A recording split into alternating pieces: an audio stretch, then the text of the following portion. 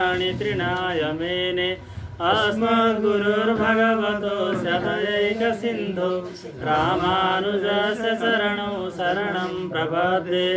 माता पिता युवतयस्तनया विभूतिः सर्वं यदेव नियमेन मदन्वयानाम् आद्यस्य न कुलपतेर्वकुलाभिरामम् श्रीमत्तदङ्घ्रियुगलं प्रणमामि मूर्ध्ना भूतं सरस्य महदाभयभट्टनाथ श्रीभक्तिसारकुलशेखर योगिवाहन् वाकाङ्घ्रिरेणुपरकालयतीन्द्रमिश्रान् श्रीमत्पराङ्कुशमुनिं प्रणतोऽस्मि नित्यं गुरुमुखमनधीत्य प्राहवेदानशेषान् नरपतिपरिक्लिप्तं शुल्कमादातु कामः स्वसुरममरवन्द्यं रङ्गनाथस्य साक्षात् दिव्यकुलतिलकन्तं विष्णुचित्तं नमामि।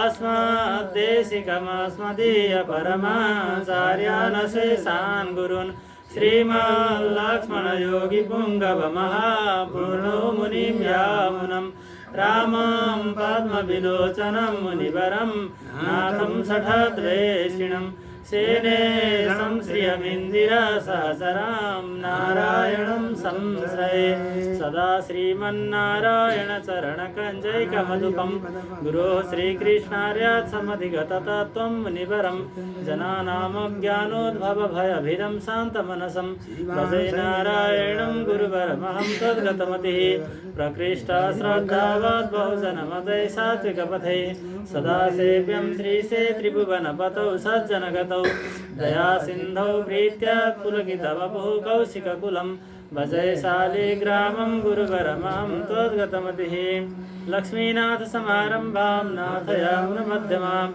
अस्मदाचार्यपर्यन्तां वन्दे गुरुपरम्परां। श्रीगुरुचरणकमलेभ्यो नमः। श्रीसरस्वती मात्रे नमः। अस्मद्गुरुभ्यो नमः। अस्मत्परमगुरुभ्यो नमः। अस्मत्सर्वगुरुभ्यो नमः। श्रीमते रामानुजाय नमः। ओम नमो भगवते वासुदेवाय। अथ ज्येष्ठ शुक्लैकादशी। कृष्णाय वासुदेवाय हरये परमात्मने प्रणतक्लेशनाशाय गोविंदाय नमो नमः। बोले श्री लक्ष्मीनारायण भगवान की एकादशी महारानी की। भीमसेन उवाच पितामह महाबुद्धे शृणु मे परमं वचः युधिष्ठिरस्य कुन्ती च तथा द्रुपदनन्दिनी। पितामह महाबुद्धे शृणु मे परमं वचः युधिष्ठिरस्य कुन्ती च तथा द्रुपदनन्दिनी। अर्जुनो नकुलश्चैव सहदेवस्तथैव च एकादश्यां न भुञ्जन्ति कदाचिदपि सुब्रता। ते मां ब्रुवन्ति वै नित्यं मा त्वं भुङ्क्ष्वविर्कोदर अहं तान् ब्रुवं तात बुभुक्षा दुस्सहा मम। दानं दास्यामि विधिवत् पूजयिष्यामि केशवं विनोपवासं लभ्येत कथमेकादशी व्रतम्। भीमसेन वचः श्रुत्वा व्यासो वचनमब्रवीत्। व्यास उवाच यदि स्वर्गोऽस्त्यभीष्टस्ते नरकोऽनिष्ट एव च एकादश्यां न भोक्तव्यं पक्षयोरुभयोरपि। भीमसेन उवाच पितामह महाबुद्धे कथयामि तवाग्रतः एकभुक्तेन शक्तोऽहमुपवासः कथं मुने। वृको नामास्ति यो वह्नि सदा जठरे मम अतीवान्यं यदास्नामि तदा समुपसाम्यते। एकं शक्तोऽस्म्यहं कर्तुं चोपवासं महामुने येनैव प्राप्यते स्वर्गस्तत्करोमि यथा तथं तदेकं पद निश्चित्य येन श्रेयोऽहमाप्नुयां। व्यास उवाच श्रुतास्ते मानवा धर्मा वैदिकाश्च श्रुतास्त्वया कलो युगेन शक्यन्ते कर्तुं ते वै नराधिप। सुखोपायं चाल्पधनमल्पक्लेशं महाफलं पुराणानां च सर्वेषां सारभूतं वदामि ते। एकादश्यां न भुञ्जीत पक्षयोरुभयोरपि एकादश्यां न भुङ्क्ते यो न याति नरकं तु सः। व्यासस्य वचनं श्रुत्वा कम्पितो स्वत्थपत्रवत् भीमसेनो महाबाहुर्भीतो वाक्यमभाषत। भीमसेन उवाच पितामह न शक्तोऽहमुपवासे करोमि किं ततो बहुफलं ब्रूहि व्रतमेकं मम प्रभो। व्यास उवाच वृषस्थे मिथुनस्थेर्के शुक्ला एकादशी भवेत्। ज्येष्ठमासे प्रयत्नेन सोपोष्या जलवर्जिता। स्नाने चाचमने चैव वर्जयित्वोदकं बुधः। मासमात्रं सुवर्णस्य यत्र मज्जति वै मणिः। एतदाचमनं प्रोक्तं पवित्रं कायशोधनं। गोकर्णकृतहस्तेन मासमात्रं जलं पिबेत्। तन्यूनमधिकं पीत्वा सुरापानसमं भवेत्। उपभुञ्जीत नैवान्नं व्रतभङ्गोऽन्यथा भवेत्। उदयादुदयं यावद् वर्जयित्वा तथोदकम् अप्रयत्नादवाप्नोति द्वादशैकादशी फलं प्रभाते विमले जाते द्वादश्यां स्नानमाचरेत् जलं सुवर्णं दत्त्वा च द्विजातिभ्यो यथा विधि भुञ्जीत कृतकृत्यस्तु ब्राह्मणैः सहितो व्रति एवं कृते तु यत्पुण्यं भीमसेन शृणुष्व तत् संवत्सरस्य या मध्ये एकादश्यो भवन्ति वै तासां फलमवाप्नोति अत्र मे नास्ति संशयः इति मां केशवः प्राह शङ्खचक्रगदाधरः सर्वधर्मान् परित्यज्य मामेकं शरणं व्रज एकादश्यां निराहारान् नरः पापात् प्रमुच्यते द्रव्यशुद्धिः कलो नास्ति संस्कारः स्मार्त एव च वैदिकस्य कुतश्चास्ते प्राप्ते दुष्टै कलौ युगे किन्नते बहुनोक्तेन वायुपुत्रः पुनः पुनः एकादश्यां न भुञ्जीत पक्षयोरुभयोरपि एकादश्यां शीते पक्षे ज्येष्ठस्योदकवर्जितम् उपोष्य फलमाप्नोति तच्छृणुस्व वृकोदर सर्वतीर्थेषु यत्पुण्यं सर्वदानेषु यत्फलं तत्फलं समवाप्नोति इमां कृत्वा वृकोदर संवत्सरस्य यावत्यः शुक्ला कृष्णा वृकोदर उपोषितास्ता सर्वा स्युरेकादस्यो न संशयः धनधान्यबलायुर्दाः पुत्रारोग्यफलप्रदाः उपोषिता नरव्याघ्र इति सत्यं वदामि ते यमदूता महाकायाः करालाः कृष्णपिङ्गलाः दण्डपाशधरा रौद्रा नोपसर्पन्ति तं नरम् पीताम्बरधराः सौम्याश्चक्रहस्ता मनोजवाः अन्तकाले नयन्तेनं मानवं वैष्णवीं पुरीं तस्मात् सर्वप्रयत्नेन सुपोष्योदकवर्जिता जलधेनुं ततो तत्त्वा सर्वपापैः प्रमुच्यते इति श्रुत्वा तदा चक्रुः पाण्डवा जनमेजय ततः प्रभृत्य भीमेन कृतेयं निर्जला शुभा पाण्डवद्वादशी नाम्ना लोके ख्याता बभूवः कुरु त्वं च प्रयत्नेन सर्वपापप्रशान्तये करिष्याम्यद्य देवेश जलवर्जमुपोषणं भक्ष्ये परेह्नि देवेश ह्यनन्त तव वासरान् इत्युच्चार्य ततो मन्त्रमुपवासपरो भवेत् सर्वपापविनाशाय श्रद्धादभसमन्वितः मेरुमन्दरमानं तु स्त्रियोऽथ पुरुषस्य वा सर्वं तद्वस्ततां याति एकादश्याः प्रभावतः न शक्नोति च यो दातुं जलधेनुं नराधिप सकाञ्चनुकटस्थेन देयो वस्त्रेण संयुतः तोयस्य नियमं कर्तस्यां कुरुते वै स पुण्यभाक् फलकोटिसुवर्णस्य यामे स्नुते फलं स्नानं दानं जपं होमं यदस्यां कुरुते नरः तत्सर्वं चाक्षयं प्रोक्तमेतत् कृष्णस्य भासितम्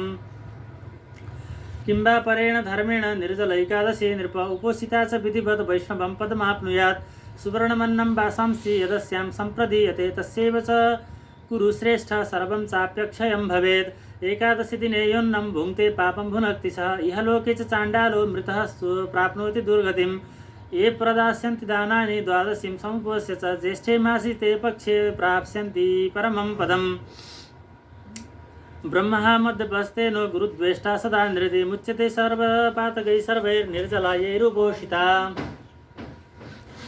विशेषं शृणु कौन्तेय निर्जलैकादशी दिने यत्कर्तव्यं नरैः स्त्रीभिः श्रद्धादमसमन्वितैः जलसायि तु सम्पूज्यो देयाधेनुस्तन्मये प्रत्यक्ष वा नृपश्रेष्ठ घृतधेनु तथा रथा तोषणीयाः प्रयत्नेन द्विजाः सर्वधर्मभृताम्बर तुष्टो भवति वै क्षिप्रं तैस्तुष्टैर्मोक्षदो हरिः आत्मद्रोहः कृतैस्तैस्तु यैर्नैषा समुपोषिता पापात्मानो दुराचारा दुष्टास्तेनात्र संशयः कुलानां च शतं साग्रमनाचाररतं सदा आत्मना सह तैर्नीतं वासुदेवस्य मन्दिरं शान्तैर्दानपरैश्चैव अर्चद्भिश्च यथा तथा हरिं कुर्वद्भिर्जागरं रात्रौ यैर्नरैः समुपोषिता अन्नं पानं तथा गावो वस्त्रं शय्यासनं शुभम् कमण्डलुस्तथा छत्रं दातव्यं निर्जलादिने उपानहौ च देया यो दद्याद पात्रभूते द्विजोत्तमे ससौवर्णेन यानेन स्वर्गलोके व्रजेत् ध्रुवम् यस्यैमां शृणुयाद्भक्त्या यस्तापि परिकीर्तयेत् उभौ तौ स्वर्गतौ स्यातां नात्र कार्या विचारणा यत्फलं तु सिनीबाल्यां राहुग्रस्ते दिवाकरे कृत्वा श्राद्धं लभेन्मर्त्यस्तस्याः श्रवणादपि नियमं च प्रकुर्वीत दन्तधावनपूर्वकम् एकादश्यां निराहारो जलवर्जयिष्यामि वै जलम् केशवप्रीणनार्थाय अन्यदाचमनादृते द्वादश्यां देवदेवेशः पूजनीयस्त्रिविक्रमः गन्धपुष्पैस्तथा दीपैर्भारिभिः प्रीणये धरीं पूजयित्वा विधानेन मन्त्रमेतमुदीरयेत् देवदेव ऋषिकेश संसारार्णवतारक जलकुम्भप्रदानेन नय मां परमां गतिम् ततः कुम्भाः प्रदातव्या ब्राह्मणेभ्यो स्वशक्तितः सान्ना वस्त्रयुता भीम छत्रोपानफलान्विताः दानान्यन्यानि देयानि जलधेनुर्विशेषतः भोजयित्वा ततो विप्रान् स्वयं भुञ्जीत भाग्यतः एवं यः कुरुते पुण्यां द्वादशीं पापनाशिनीं सर्वपापविनिर्मुक्तः पदं गच्छन्त्यनामयम् ततः प्रभृतिर्भीमेन कृतेयं निर्जला शुभा पाण्डवद्वादशी नाम्ना लोके ख्याता बभूवः ततः भीमेन कृतेयं निर्जला शुभा पाण्डवद्वादशी नाम्ना लोके ख्याता बभूवः। जय जय श्री भविष्योत्तरपरपुराणे श्रीकृष्णार्जुन संवादे ज्येष्ठ शुक्ल निर्जलैकादशी व्रतमाहात्म्यं संपूर्णं श्रीहरये नमः। श्रीकृष्ण गोविंद हरे मुरारे नाथ नारायण वासुदेव अनंत वैकुंठ मुकुंद कृष्ण गोविंद दामोदर माधवेति कृष्णाय वासुदेवाय हरे परमात्मने प्रणतक्लेशनाशाय गोविंदाय नमो नमः। बोलिए श्री कृष्णचंद्र भगवान को, भक्तवत्सल भगवान को। अखिलेय प्रत्यनेक कल्याणैकतान स्वेतर समस्त वस्तु विलक्षण अनंत ज्ञानानंदैक स्वरूप परात्पर परब्रह्म परमेश्वर भगवान श्रीमन्नारायण को अत्यंत पावन व्रत एकादशी व्रत हो। यो एकादशी को व्रतलाई एकादशीलाई द्वादशी व्रत भनेर पनि भनिन्छ, एकादशी व्रत पनि भनिन्छ, वैष्णव व्रत पनि भनिन्छ, विष्णु व्रत पनि भनिन्छ। र विशेष गरेर आजको एकादशीलाई पाण्डव एकादशी अथवा पाण्डव द्वादशी भनेर पनि भनिन्छ र के भनिन्छ पाण्डव एकादशी पनि भनिन्छ। किन अनि हरिवासरी पनि भनिन्छ, किन भनिएको यति धेरै नामले भन्दाखेरि भगवान विष्णुलाई मान्ने जनले गर्ने व्रत भएको हुनाले वैष्णव, विष्णु हो अयम वैष्णव भनेर भनिन्छ। त्यसरी वैष्णव भयो। हरिवासर भनेको भगवान श्रीहरिको अत्यन्त प्यारो दिन परेको हुनाले यसलाई हरिवासर पनि भनिन्छ एकादशीलाई। र एकादशी तिथि भगवानको अत्यन्त प्रिय तिथि भएको हुनाले पनि एकादशी यिनको नाम रहेको हो। र पाण्डवहरूले विशेष गरेर श्रोता बनेर भगवानसँग प्रश्न गर्ने र श्रवण गर्ने चलन भएको हुनाले पनि यो एकादशीको नाम पाण्डव एकादशी अथवा पाण्डव द्वादशी अनि के अरे यहाँ भीम द्वादशी पनि भनेर भनिएको छ। भीमजीले चाहिँ आजको एकादशीलाई विशेष गरेर भीमसेनको लागि नै उपदेश गरिएको हुनाले विशेष गरेर यिनको भीमसेनी एकादशी पनि भनेर भनिन्छ। यसरी एकादशीका धेरै नामहरू छन् र यो एकादशी भगवान श्रीहरिको अत्यन्त प्रिय व्रत हो र यस व्रतका अधिष्ठात्री देवता भगवान श्रीमन्नारायण परमात्मा प्रभु हुनुहुन्छ। र भगवानको चर्चा सारा शास्त्रहरूमा वेद, उपनिषद, स्मृति, ग्रन्थ, धर्मशास्त्र, पुराण, इतिहास सबैमा वर्णन गरिएको छ। वास्तवमा शास्त्र भनेको पहिला पनि अस्ति बताइएको थियो, शास्त्र भनेर वेदलाई भनिन्छ भने वेदको शाखा भएर इतिहास, पुराण, स्मृति ग्रन्थ र पूर्वाचार्यका श्री सूक्तहरूको रूपले आएका छन् वेदको व्याख्यानका रूपमा। किनभने वेदार्थो निश्चेतव्यः स्मृति इतिहास पुराणैः भनेर यस्तो नीति वाक्य बनाउनु भएको छ कि वेदको जो तात्पर्य हो त्यसलाई अहिलेका मन्दाः सुमन्दमतयो मन्दभाग्य विपद्रुतः यो कलियुगमा सबैले वेदको तात्पर्यलाई सम्झिन सक्ने पूर्ण सामर्थ्य हुन सक्दैन। त्यसै कारणले वेदको सोझो अर्थलाई बुझ्न नसक्ने एउटा कारण र अर्को कारण के भन्दा वेदले ठाडो आज्ञा गर्नुहुन्छ। वेदले कसो गर्नुहुन्छ, पिताले पुत्रलाई बिग्रिन लाग्यो भने पुत्रहरूलाई आफ्नो छोराछोरीलाई जसरी उनीहरूलाई सद्मार्ग देखाउनको लागि चाहिँ अलिकति कडा रूपले प्रस्तुत हुनुहुन्छ भने आमामा ममता हुन्छ आमाहरूमा। त्यसै गरेर पिताहरूले कडा रूपले भन्नुहुन्छ, त्यस्तै राजाले पनि प्रजाहरूलाई यिनीहरूले नीति नछोडुन्, धर्म नछोडुन्, न्याय नछोडुन् भनेर राजाले पनि एउटा कडा नियम गर्नुभएको हुन्छ। दण्ड दिनेलाई दण्ड दिएरै छोड्नुहुन्छ र नीतिका यस्तो विधि विधानहरूको बनाउनु भएको हुन्छ, नीति बनाउनु भएको हुन्छ राजाहरूले। र गुरुले पनि शिष्यलाई एकदम नियममा अनुशासनमा राख्नको लागि अलिकति कठोर रूपले प्रस्तुत हुनुहुन्छ। त्यसैले शासनात् शास्त्रम इत्या हो भनिन्छ। शास्त्र भनेको वेद हो र शासन गर्ने अर्थात् अनुशासनमा राखेर उनीहरूलाई सद्मार्गमा प्रेरणा गर्ने हुनुभएको हुनाले वेदलाई शास्त्र भनिन्छ। तर शास्त्रको मर्मलाई चाहिँ हामीले बुझ्न नसक्ने भएको हुनाले यसलाई हामीले र वेदको सूत्र पनि छ कि वेदको अर्थलाई चाहिँ स्मृति इतिहास पुराणबाट सम्झिनु। स्मृति भनेको वशिष्ठ स्मृति, मनुस्मृति, पराशर स्मृति, हारित स्मृति आदि गरेका स्मृतिहरूलाई लिन्छ, जसले चाहिँ कर्मकाण्ड, वेदमा पनि ज्ञानकाण्ड, कर्मकाण्ड र उपासना काण्ड 3 काण्डहरू छन्। त्यसमा कर्मकाण्डको व्याख्या स्मृतिहरूले गर्नुहुन्छ ज्ञानकाण्डको व्याख्या चाहिँ इतिहास र पुराणले गर्नुहुन्छ। पुराणहरू भन्नाले विष्णु पुराण जो पाराशर ऋषिले लेख्नुभएको हो वेदव्यासीका पिताजीले, र वेदव्यासीले लेख्नुभएको श्रीमद् भागवत महापुराण आदि 18 पुराणहरू, साथमा उपपुराण 18 उपपुराणहरू पनि हुन्छन्। ती पुराणहरू र साथमा इतिहास भनेको के हो भन्दा महाभारत र रामायण, श्रीरामचरित्र भएको रामायण र महाभारतमा जो पाण्डवहरूकै यिनै प्रसङ्ग आउँछ, भगवान् श्रीकृष्णचन्द्रको पूर्ण लीलाहरू त्यसमा वर्णन गरिएको हुन्छ र यिनीहरूलाई इतिहास भनिन्छ। यिनी इतिहास र पुराणहरूले भने वेदको ज्ञानकाण्डको व्याख्या गर्नुभएको हुन्छ। र उपासना काण्डहरूको त जो ब्रह्मसूत्र जो चतुसूत्री भनिन्छ अथवा उपनिषदहरू जो हुनुहुन्छ उहाँ चाहिँ ज्ञानकाण्डको व्याख्या गर्ने शास्त्रहरू हुनुहुन्छ। यी सबै के हुन् भन्दा वेदकै शाखाहरू हुन्। यिनीहरू सबै शास्त्रको परिधिभित्र पर्नुहुन्छ र यी सबै शास्त्र हुन्। त्यसैले यिनमा चाहिँ कतिपय अहिलेका नयाँ सम्प्रदायहरूले वेदलाई मात्रै मान्ने, अरू कुनै पुराणहरूलाई नमान्ने भनेर त्यस्तो अहिले नयाँ सम्प्रदाय निक्लिनु भएको छ। त्यो भनेको त्यो एउटा अज्ञान सिवा अरू केही पनि होइन। किनभने वेदको अर्थलाई अहिलेको युगमा त्यति सहजै बुझ्नै सकिन्न। वेदको वास्तविक तात्पर्यलाई बुझ्नलाई नै इतिहास पुराण स्मृतिहरू बनेका हुन्।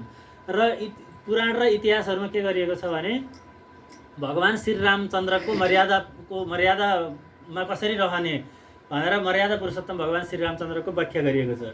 र भगवान् श्रीकृष्णचन्द्रको पनि श्रीमद् भागवत महापुराण आदिमा वर्णन गरिएको छ।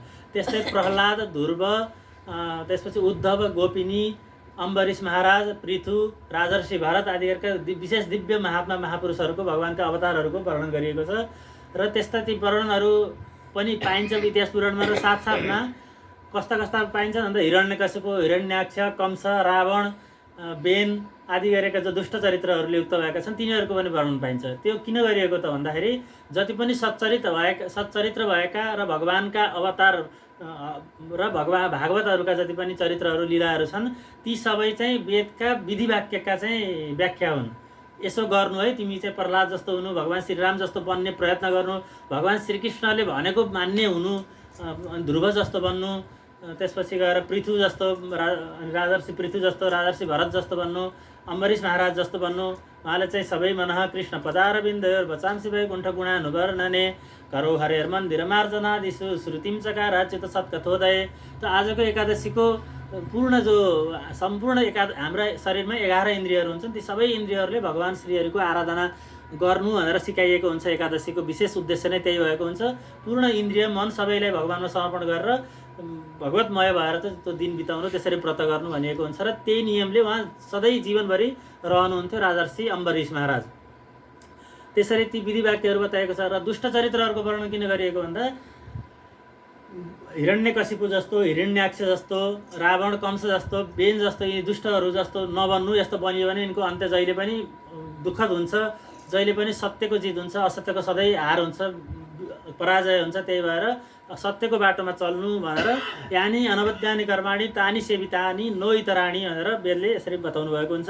र ती हामीले सम्झिनुपर्छ। यसरी बताउने धेरै शास्त्रहरू छन्। ती शास्त्रमध्ये यो चाहिँ भविष्योत्तर पुराणमा र ब्रह्मवैवर्त पुराणमा पनि वर्णन गरिएको प्रसङ्ग हो एकादशी महात्म्य। र एकादशी महात्म्यको प्रमुख वक्ता भनेर भगवान् श्रीकृष्ण रहनुभएको छ भने श्रोताहरू पाण्डवहरू हुनुहुन्छ विशेष रूपले। र कहिलेकाहीँ प्रसङ्ग भेदले गर्दाखेरि कहिलेकाहीँ अरू उपदेशकर्ता कहिले वशिष्ठ ऋषि पनि भन्नुहुन्छ, कहिले भगवान् श्रीरामले सोध्ने र वशिष्ठ ऋषिले उहाँको उसलाई प्रश्नको उत्तर दिने गर्नुहुन्छ भने कहिले आजको प्रसङ्गमा भने भीमसेनजीले प्रश्न गर्ने र श्री कृष्ण द्वैपायन वेदव्यासले 18 पुराणको प्रणयन गर्नुभएको छ। यस्ता वेदव्यासी चाहिँ आजका प्रमुख उपदेष्टा हुनुहुन्छ यो एकादशी महात्म्यका। र यसरी हामीले उत्पन्न एकादशीको मङ्सिर कृष्ण पक्षदेखि लिएर हामीले श्रवण गर्दै गर्दै आउने क्रमबद्ध श्रृङ्खलाको क्रममा हामी निर्जला एकादशीसम्म अहिलेको ज्येष्ठ शुक्ल पक्षको एकादशीसम्म आइपुगेका छौँ। यहाँ सर्वप्रथम यस व्रतका प्रधान इष्टदेव भगवान् श्रीहरि श्रीमन्नारायणका पावन चरण कमलमा कोटिसर प्रणति निवेदन गर्दै भगवान्का सम्पूर्ण पार्षदगण, सम्पूर्ण देवी देवताहरू, पितृगण, कुलदेवता, इष्टदेव, स्थानदेव, वास्तुदेव सबैलाई कोटि कोटि दण्डवत प्रणाम। र यहाँ उपस्थित समस्त भगवत चरणानुरागी पितृशक्तिहरू र ममतामयी मातृशक्तिहरूलाई पनि यथोचित वन्दना प्रणाम गर्दै समस्त हृदय प्राणी मात्रका हृदयमा अन्तर्यामी रूपले विराजमान हुनुभएका भगवान् श्रीहरि श्रीमन्नारायणको चरणमा कोटि कोटि बार निवेदन प्रणति निवेदन गर्दै आजको एकादशीको महात्म्यलाई जुन भगवान् श्रीकृष्णले पाण्डवहरूलाई बताउनु भएको थियो त्यो एकादशीको प्रसङ्ग अब सुरु गर्न गइरहेको छ। आजको एकादशीको नाम निर्जला। ल अब यहाँ चाहिँ प्रसङ्ग सुरु गर्नुहुन्छ। भीमसेनजीले आज प्रश्न गर्दै हुनुहुन्छ कि पितामह महाबुद्धे शृणु मे परमं वचः युधिष्ठिरश्च कुन्ती च तथा द्रुपद नन्दिनी। हे पितामह भीष्म भनेर भनिन्छ। उसलाई के अरे पितामह हुनुहुन्छ वेदव्यासजी। वेदव्यासीका पुत्र हुनुहुन्छ पाण्डु अनि धृतराष्ट्र र विदुरजी हुनुहुन्छ। यो महाभारतको पात्रहरूको प्रसङ्गमा वेदव्यासजीले शन्तनु महाराजबाट पहिला त देवव्रत हुनुहुन्छ। भीष्म पितामह जन्मिनुहुन्छ, देवव्रत पनि भनिन्छ उहाँलाई। र पछि उहाँले के गर्नुभयो भन्दाखेरि विवाह गर्नुभएको थियो सत्यवतीसँगबाट विचित्र वीर्य र अर्को को हुनुहुन्थ्यो। दुईजना पुत्रहरू हुनुहुन्छ।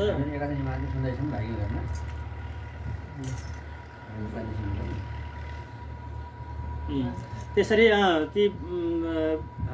ती पुत्रहरूमा विचित्र वीर्य रोग लाएर परमपद हुनुहुन्छ र उहाँको सन्तान जो राज परम्परा हो त्यो रोकिने अवस्था आयो। त्यो बेलामा माता सत्यवतीकै आज्ञाद्वारा जो वेदव्यासी सत्यवतीका पुत्र हुनुहुन्छ, वेदव्यासी पराशर ऋषिबाट जन्मिनु भएको हुन्छ। यस्ता वेदव्यासीलाई नै उहाँले आज्ञा गरेर उहाँको शक्तिद्वारा चाहिँ पुत्रहरू जन्मिन्छन्। धृतराष्ट्र उहाँ चाहिँ यद्यपि ब्रह्मचारी हुनुहुन्छ तर उहाँको शक्तिद्वारा चाहिँ जन्मिनु भयो भनेर यसरी वर्णन गरिएको छ महाभारतको प्रसङ्गमा। र उहाँबाट पाण्डु जेठा हुनुहुन्छ, धृतराष्ट्र माइला र कान्छा विदुरजी हुनुहुन्छ। र त्यसरी ती पुत्रहरू जन्मिनु भएको हुनाले उसका पिता को हुनुभयो, भीमसेनका पिता हुनुभयो पाण्डु हुनुभयो।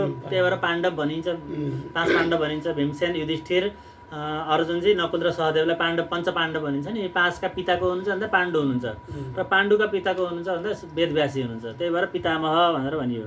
र पितामह महाबुद्धि हजुर धेरै बुद्धि सम्पन्न हुनुहुन्छ, धेरै ज्ञानी हुनुहुन्छ।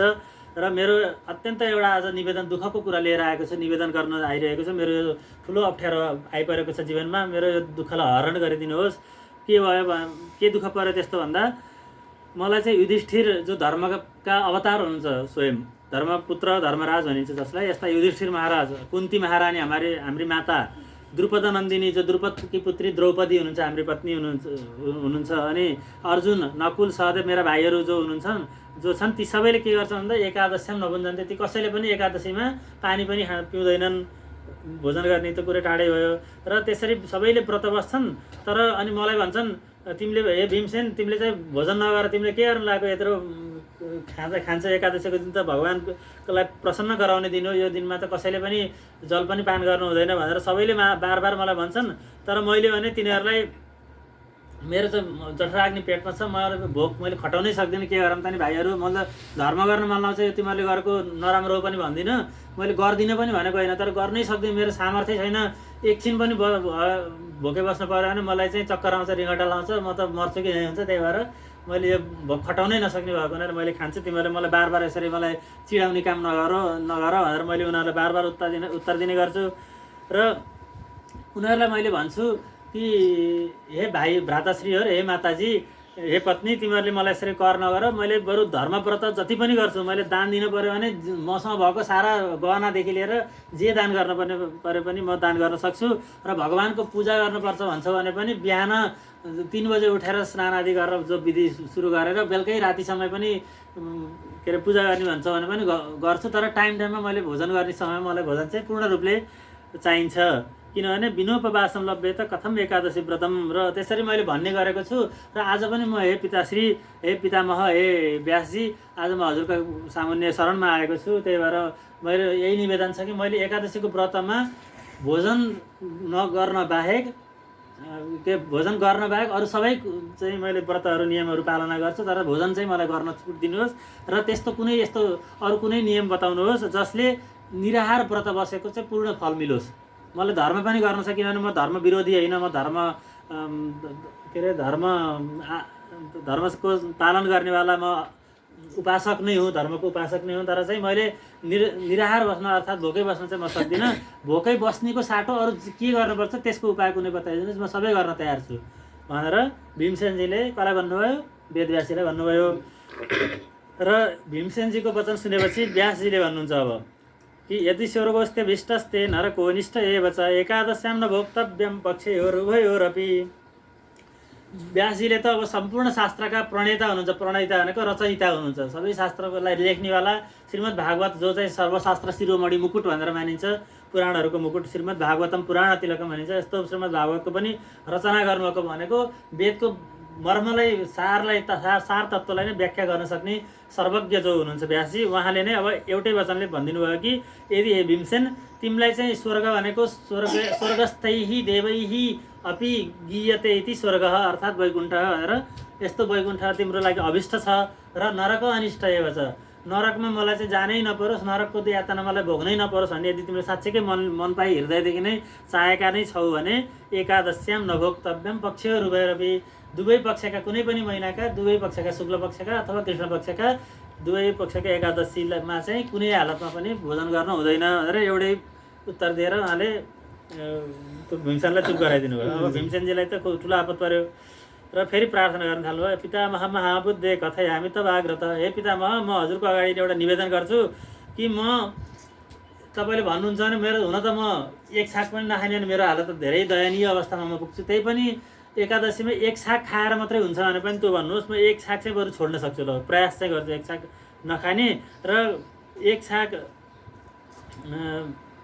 एक भुक्ते नसक्तोहम उपवास कथम भने म त एक छाक पनि नखाने भने त म मर्छु कि चाहिँ हुन्छ, तर पनि म प्रयास चाहिँ गर्छु र त्यसरी यदि एक छाक नखाएर हुन्छ भने त्यो भन्नुहोस्, किनभने मेरो पेटमा वृको नामास्ति यो बहनी सदा जठरे मम, मेरो पेटमा एउटा वृक नाम गरेको अग्नि छ, जठराग्नि भनेर भन्छन्, त्यहाँ चाहिँ जठर वृक नामको अग्नि, त्यो जठराग्नि हुन्छ सबैको पेटमा, त्यसमा चाहिँ वृक नाम गरेको विशेष अग्नि भएको हुनाले वृको उदरै वृक अस्ति यस्य स वृकोदर हो, पेटमा जसको वृक नाम गरेको अग्नि छ त्यसको उनको नाम वृकोदर भनेर भीमसेनजीलाई वृकोदर पनि भनिन्छ। त्यसैले त्यो वृकले के गर्छ भन्दा अतीव अन्न मेधास्नामी, जब मैले धेरैभन्दा धेरै खाएँ भने तदासम उपशमन, बल्ल गएर पेटमा अलिकति हल्का हुन्छ, शान्ति आउँछ, बल्ल दिमागले काम गर्न थाल्छ, नत्र भने त मलाई धेरै दयनीय अवस्थामा पुग्छ, धेरै कठिन हुन्छ मलाई। त्यो मैले कति खानुपर्छ भनेर भन्दाखेरि धेरै आचार्यहरूले भन्ने गरेको चाहिँ उहाँको लागि 9 मुरी उसको तिलको तोरीको पिना हुन्छ नि, तोरीको पिनाको 9 मुरी पिना भयो भने बल्ल चटनी हुन्थ्यो अरे उहाँलाई, त्यो उहाँको भोजनको। भनेपछि त्यो अनुसारको सब्जी कति चाहियो, दाल कति चाहियो, भोजन कति चाहियो आफै अनुमान गर्नुभयो र 9 मुरी त पिना चाहियो, पिनाको चटनी चाहियो अरे उहाँलाई, त्यति धेरै खाने हो भीमसेनजीलाई। अब भोकै बस्नुपर्छ कति आपत होला, त्यही भएर मलाई चाहिँ धेरै गाह्रो हुन्छ, त्यही भएर म एक छाक पनि बस्नु मलाई कठिन हुन्छ भने म अब उपवास कसरी बस्छौँ। त्यसैले मलाई फेरि स्वर्ग त जानै छ, अर्थात् वैकुण्ठ मलाई जानै छ, मलाई कुनै हालतमा पनि तलका निज तलका योनिहरूमा, निच योनिहरूमा, दुःखद योनिहरूमा र यो नरकमा मलाई जानु छैन। मलाई कसरी स्वर्गमा जानुपर्छ, नखाइकन जान कसरी पाइन्छ, त्यति एउटा चाहिँ फेरि अर्को उपाय बताउनुहोस्। म हजुरले नजानेको केही छैन, उपाय सबै जान्नुभएको छ, हजुरले सारा शास्त्र वेदको सबै मर्मलाई जान्नुभएको छ, त्यही भएर हजुरले जसरी धर्मको उपदेश गर्नुहुन्छ भने त्यो त्यसका धेरै प्रकारका शाखाहरू पनि त्यो धर्म गर्ने, कस्तो अवस्थामा आपतकालमा के गर्ने र राजधर्म कस्तो हुन्छ, गृहस्थ धर्म कस्तो हुन्छ, वर्णाश्रमका जो 4 वर्ण हुन्छ, गृहस्थ वानप्रस्थ सन्यास आदि र के अरे ब्रह्मचर्य आदि 4 आश्रम र अनि ब्राह्मण क्षत्रिय वैश्य शूद्र 4 वर्ण, यिनीहरूको पनि सबैको धर्म अलग अलग जान्नुभएको छ। र मैले यस्तै उपवासै गर्न नसक्ने, धेरै खान पर्ने व्यक्तिको लागि कसरी चाहिँ वैकुण्ठ जाने बाटो हुन्छ त्यो चाहिँ हजुरले बताइदिनुहोस् भनेर यहाँ प्रश्न गर्नुहुन्छ। वैकुण्ठका पनि धेरै भेद छन्, वैकुण्ठमा पनि धेरै प्रकारका छन्, कुन वैकुण्ठ जाने भन्ने पनि हामीले जान्नुपर्ने हुन्छ। त्यसमा चाहिँ सालोक्य, साष्टी, सामिप्य, सारूप्य, सायुज्य र कैवल्य भन्ने भेदहरू हुन्छन्। त्यसमा हामी जो श्री सम्प्रदायका लक्ष्मीनारायण भगवानको उपासक हुनुहुन्छ उहाँ चाहिँ विशेष गरेर सायुज्य मोक्षको प्राप्तिको लागि चाहिँ हामीले उपासना गर्नुपर्छ, यो पनि जान्न आवश्यक छ। त्यसैले त्यो लोकमा गएर जो भगवानका साथमा रमण गरेर बस्ने त्यो सायुज्य भनेको, र अरू त्यसका व्याख्याहरू फेरि अरू प्रसङ्गमा गरौँला। र यसरी यी लोकलाई चाहिँ म कसरी प्राप्त गर्न सक्छु, जो साहित्य भगवत साहित्य कसरी हामीले प्राप्त गर्न सकिन्छ त्यो उपाय मलाई बताइदिनुहोस् भनेर फेरि दण्डवत प्रणाम गरेर हात जोडेरै पछि लाग्नुभयो भीमसेनजी। आफूलाई अप्ठ्यारो पऱ्यो भने धेरै निवेदन गर्नुपर्छ अरे क्या, एकचोटि भनेर छैन भनेर कसैले भन्यो भने फर्किनु हुन्न। र आफ्नो काम साल्नको लागि निवेदन बार गरेपछि एउटा न एउटा उपाय, राम्रै उपाय मिल्छ भन्ने छ, त्यसको आफ्नो इष्टसिद्धि हुन्छ। त्यसैले फेरि पनि निवेदन गर्नुभएपछि व्यासजीले भन्नुहुन्छ, हे भीमसेन, तिमीले धर्म नजानेको होइन, तिमीले पनि धेरै समय यहाँ तिम्रो महाराज युधिष्ठिरको दरबारमा त नित्य सत्सङ्ग भइरहेको हुन्छ। ठुला राजर्षि, ब्रह्मर्षि, देवर्षिहरू आएर यहाँ ठुला यज्ञ अनुष्ठानहरू गरिराख्नुहुन्छ। धेरै सत्सङ्ग पाएका छौ। भगवान् श्रीकृष्ण साक्षात् तिमीहरूका सहायक हुनुहुन्छ, सहयोगी हुनुहुन्छ, भाइ आफन्त हुनुहुन्छ, उपास्य हुनुहुन्छ। सबै पूर्ण रूपले इष्ट भएर रहनुभएको छ हजुरहरूको सान्निध्यमा। त्यस्ता भगवान्ले पनि हजुरहरूलाई सिकाएर धेरै जानिसकेका छौ। त्यही पनि ती नियमहरूलाई के गर्छन् भन्दा कलियुगका जनहरूले पूर्ण रूपले पालना गर्न सक्दैनन्। र सबैभन्दा यो कलियुगका जनका लागि सबैभन्दा सजिलो उपाय छ एउटा, जसमा खर्च पनि नलाग्ने र धेरै कठिन श्रम गर्न पनि नपर्ने र ठुलोभन्दा ठुलो फल दिने त्यस्तो फल के छ। र पुराणहरूको सारा पुराण, इतिहास, धर्मशास्त्रहरूले बताइएको जो सार हो, त्यो सारलाई पनि सारभूत भएको चाहिँ एउटा म फल बताउन गइरहेको छु। त्यो के हो भन्दाखेरि एकादश्याम नभुञ्जित पक्ष रुपे, फेरि दोहोऱ्याउनु भयो। एकादशीका दुवै पक्षमा मान्छेले खानै हुँदैन। खाएन भने के हुन्छ भन्दाखेरि त्यसमा त्यो नखाँदाखेरि केही धन सम्पत्ति जोड्न पनि परेन।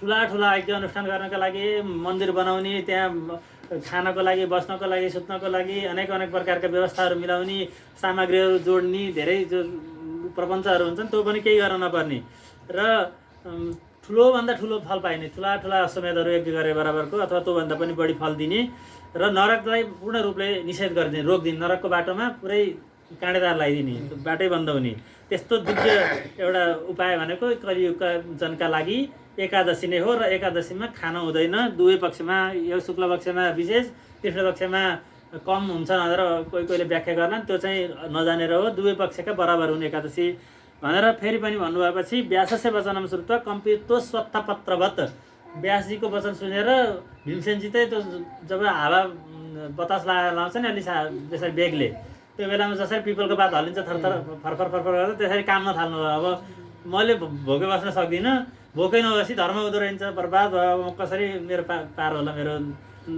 डुगा पार होला यो संसार भव सागरदेखि भनेर खुब चिन्तित हुनुभयो। बोले भक्तवत्सल भगवान की जय, भक्त र भगवानको जय। यसरी उहाँलाई चाहिँ खुब चिन्ता परेर फेरि प्रार्थना गर्नुहुन्छ भीमसेनजीले, हे पितामह, हे हजुरबुवा, मैले चाहिँ नसक्तु हम उपवासै करोमिकम, मैले उपवास गर्नै सक्दिनँ, अब मैले के गर्ने होला त। ततो बहुफलम ब्रुहि व्रतम एकम मम ब्रु, मलाई चाहिँ यस्तो एकादशीको व्रत गर्दा जुन फल मिल्छ त्यो फल मिल्ने एउटा मात्रै त्यस्तो व्रत बताइदिनुहोस् त नि। मैले दुवै पक्षका एकादशी नखाने भन्ने अन्त मैले सोच्दैखेरि नै मेरो प्राण जाला जस्तो भइसक्यो। मलाई धेरै कठिन भइरहेको छ, यो सुन्दा मात्रै पनि डर लागेर मलाई धेरै आपत परेको छ। त्यही भएर म व्याकुल परेँ। हे पितामह, मलाई चाहिँ अरू एउटा यस्तो उपाय बताइदिनुहोस्, म एउटा एकादशीलाई चाहिँ मेरो प्राण गए जाला भनेर एकादशी अथवा कुनै एउटा नियम बताइदिनुहोस्। एक दिनको लागि म पूर्ण रूपले निराहार बसौँला, म मरै मरौँला, तर चाहिँ प्रत्येक पक्षका भनेर त्यसरी नभन्नु। त्यसरी त मेरो त कुनै हालतमा पनि म पार लाउन सक्दिनँ, मैले उपवास बस्न सक्दिनँ। एउटा उपाय चाहिँ बताइदिनु पऱ्यो, हजुरले नजानेको केही छैन भनेर फेरि उहाँ शरण पर्नुभयो। र व्यासजीको हुनुहुन्छ अन्त साक्षात् भगवान् नै हुनुहुन्छ, भगवान्कै अवतार हुनुहुन्छ व्यासजी। त्यही भएर अब उहाँले फेरि त्यस भीमसेनजीको लागि सहज गराइदिनको लागि एउटा उपाय बताउन थाल्नुभयो। के भन्नुहुन्छ भन्दा वृषस्थे मिथुनस्थे के शुक्ला एकादशी भवेत् ज्येष्ठ मासे प्रयत्नेन सोपोष्या जलभर्जिता। यो कहिलेकाहीँ चाहिँ ज्येष्ठ महिनामा र कहिलेकाहीँ उसले चन्द्रमान र सौर्यमान भन्ने हुन्छ।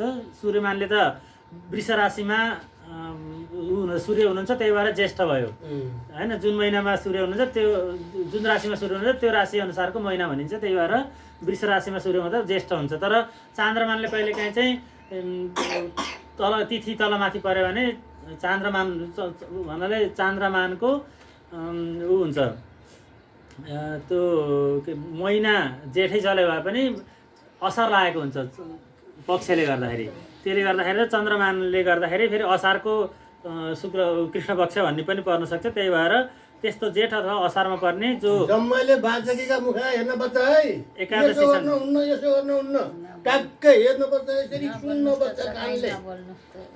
भक्तवत्सल भगवानको यताउति हेरेर ध्यान आउँछ जान्छ, त्यही भएर आँखा चाहिँ गएर सुन्ने हो कि आँखा ल जय श्रीमन्नारायण। ल त्यसरी चाहिँ आँखा चाहिँ गएर सुन्नुहोस्। कहिले चन्द्रमानले मिथुन राशिमा अथवा वृष राशिमा पर्ने जो शुक्ल पक्षकी एकादशी हुन् त्यो जेठ महिनामा अब आउँदैछिन् भनेर अब त भीमसेनजीले यो प्रश्न गरेको केही 8-10 दिन अगाडि आइछ क्या, त्यो 8-10 दिन अगाडिको प्रसङ्गमा उहाँले सोध्नु भएको रहेछ यो प्रश्न। त्यही भएर अब आउँदैछिन्, अब चिन्ता नगरेर नजिकै जेठ महिनाको शुक्ल पक्ष अथवा चन्द्रमानले असार लागेको पनि हुनसक्छ। त्यही भएर त्यस्तो पक्ष शुक्ल पक्षकी जुन एकादशी हुन् त्यो एकादशीमा तिमीले यदि उपस्यात जलवर्जिता जलपान पनि नगरिकन यदि तिमीले उपवास गर्यौ भने र स्नाने च आचमने चैव वर्जयित्वोदकं बुधैहि, बुधः भनेको स्नान गर्दा र आचमन गर्दा बाहेक अरू समयमा आचमन गर्नु, आचमन गर्ने भनेर टन्न जजुले भरेर सरप सरप पार्ने भने 4 चोटि त जल सन्ध्या गरिन्जले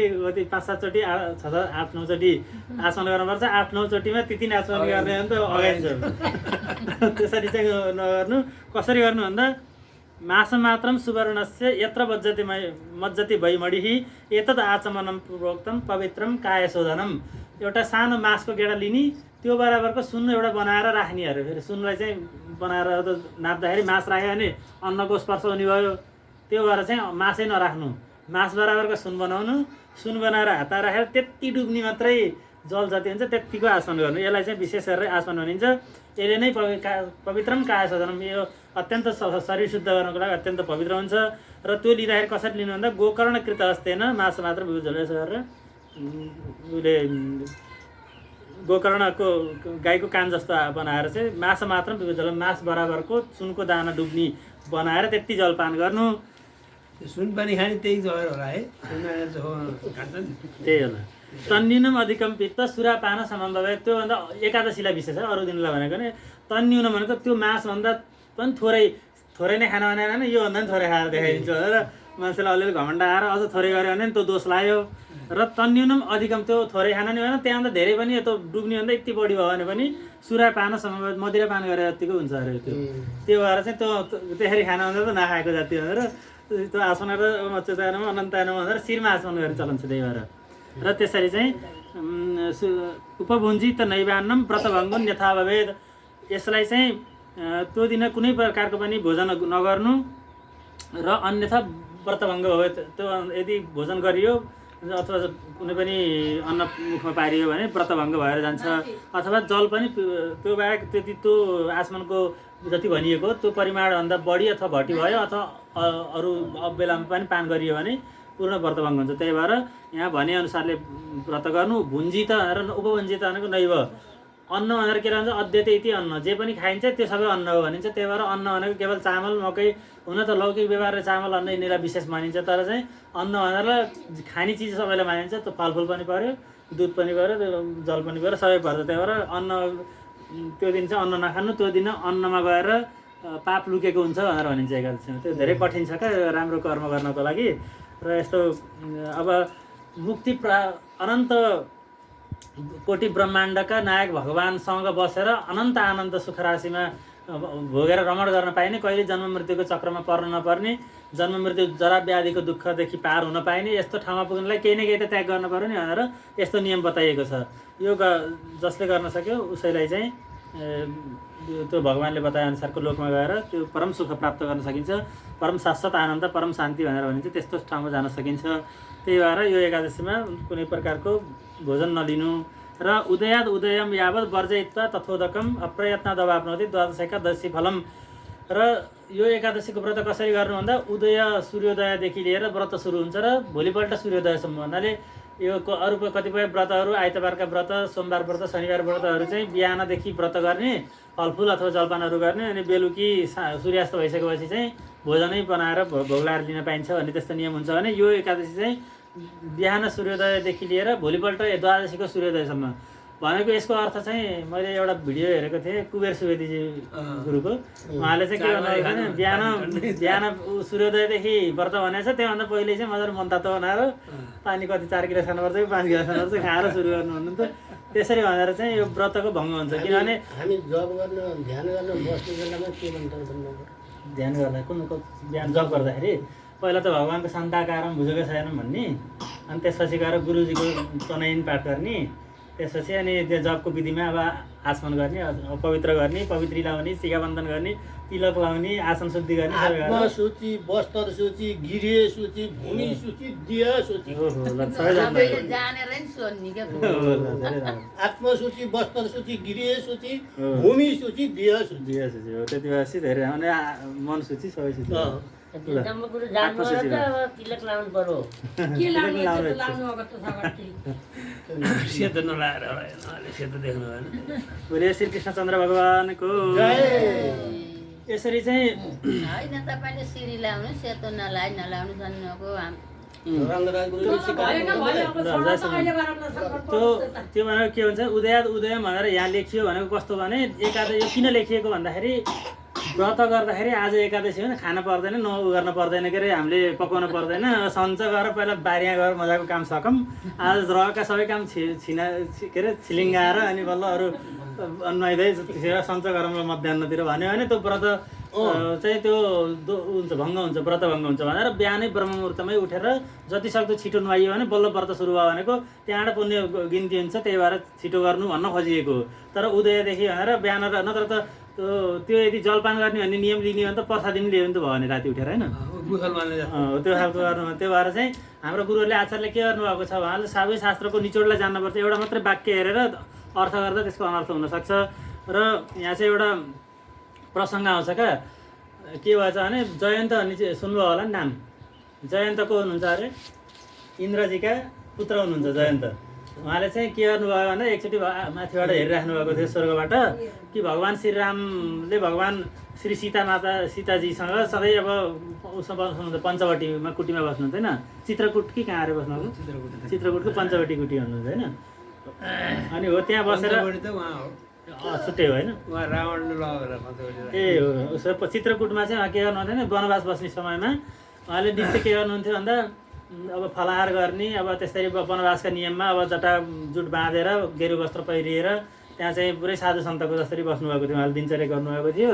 र त्यो गर्दा गर्दै उहाँले चाहिँ जसरी भगवान् श्रीकृष्ण र राधिका चाहिँ कुञ्जमा विशेष रसेर बस्नुहुन्छ, उहाँ चाहिँ विशेष प्रेमको परम जो चरम प्रेमको उदाहरण हो। त्यो चाहिँ राधिका मातासँग चाहिँ राधिका ऊ भन्छन् उहाँ त राधा रानी भन्छन्, उहाँ माता भनेको त हाँस्छन्, उहाँ वृन्दावनमा माता राधा माता भनेको हाँस्नुहुन्छ। त्यसरी चाहिँ उहाँ जसरी कुञ्जमा आफ्नो दिव्य वैकुण्ठ गोलोकमा बस्नुहुन्छ त्यसरी चाहिँ उहाँ पनि चित्रवटीमा भइकन पनि के गर्नुहुन्छ भन्दा सीताजीको श्रृङ्गार भगवान् श्रीरामले गरिदिनुहुन्थ्यो अरे। तर त्यो चाहिँ लक्ष्मणजीले पनि देख्न नदेख्ने गरी उहाँ चाहिँ एकदम गोप्य रूपले जो एउटा प्रेम भाव हो त्यो चाहिँ व्यक्त गर्नलाई भगवान्ले चाहिँ सीताजीलाई चाहिँ श्रृङ्गार गरिरहेको बेला जयन्तले देखेछन् क्या माथिबाट इन्द्रलोकबाट। अनि देखेपछि अनि ओहो यसरी भगवान् भन्छ सबैले यिनलाई, भगवान् भएर आइमाईको पाउ छुनी, पाउजु लगाइदिने, बिन्दी लगाइदिने, कपाल कोरिदिने, यस्तो यस्तो गरेर बसेका छन्। यिनी त पत्नीका परवास भएका सामान्य मान्छे जस्ता रहेछन्, यिनी त भगवान् हुन सक्दैनन्। यिनी भगवान् हुन् त भने सबैले, तर पहिले विचार गर्नु पर्यो भगवान् हुन् कि होइनन् भनेर।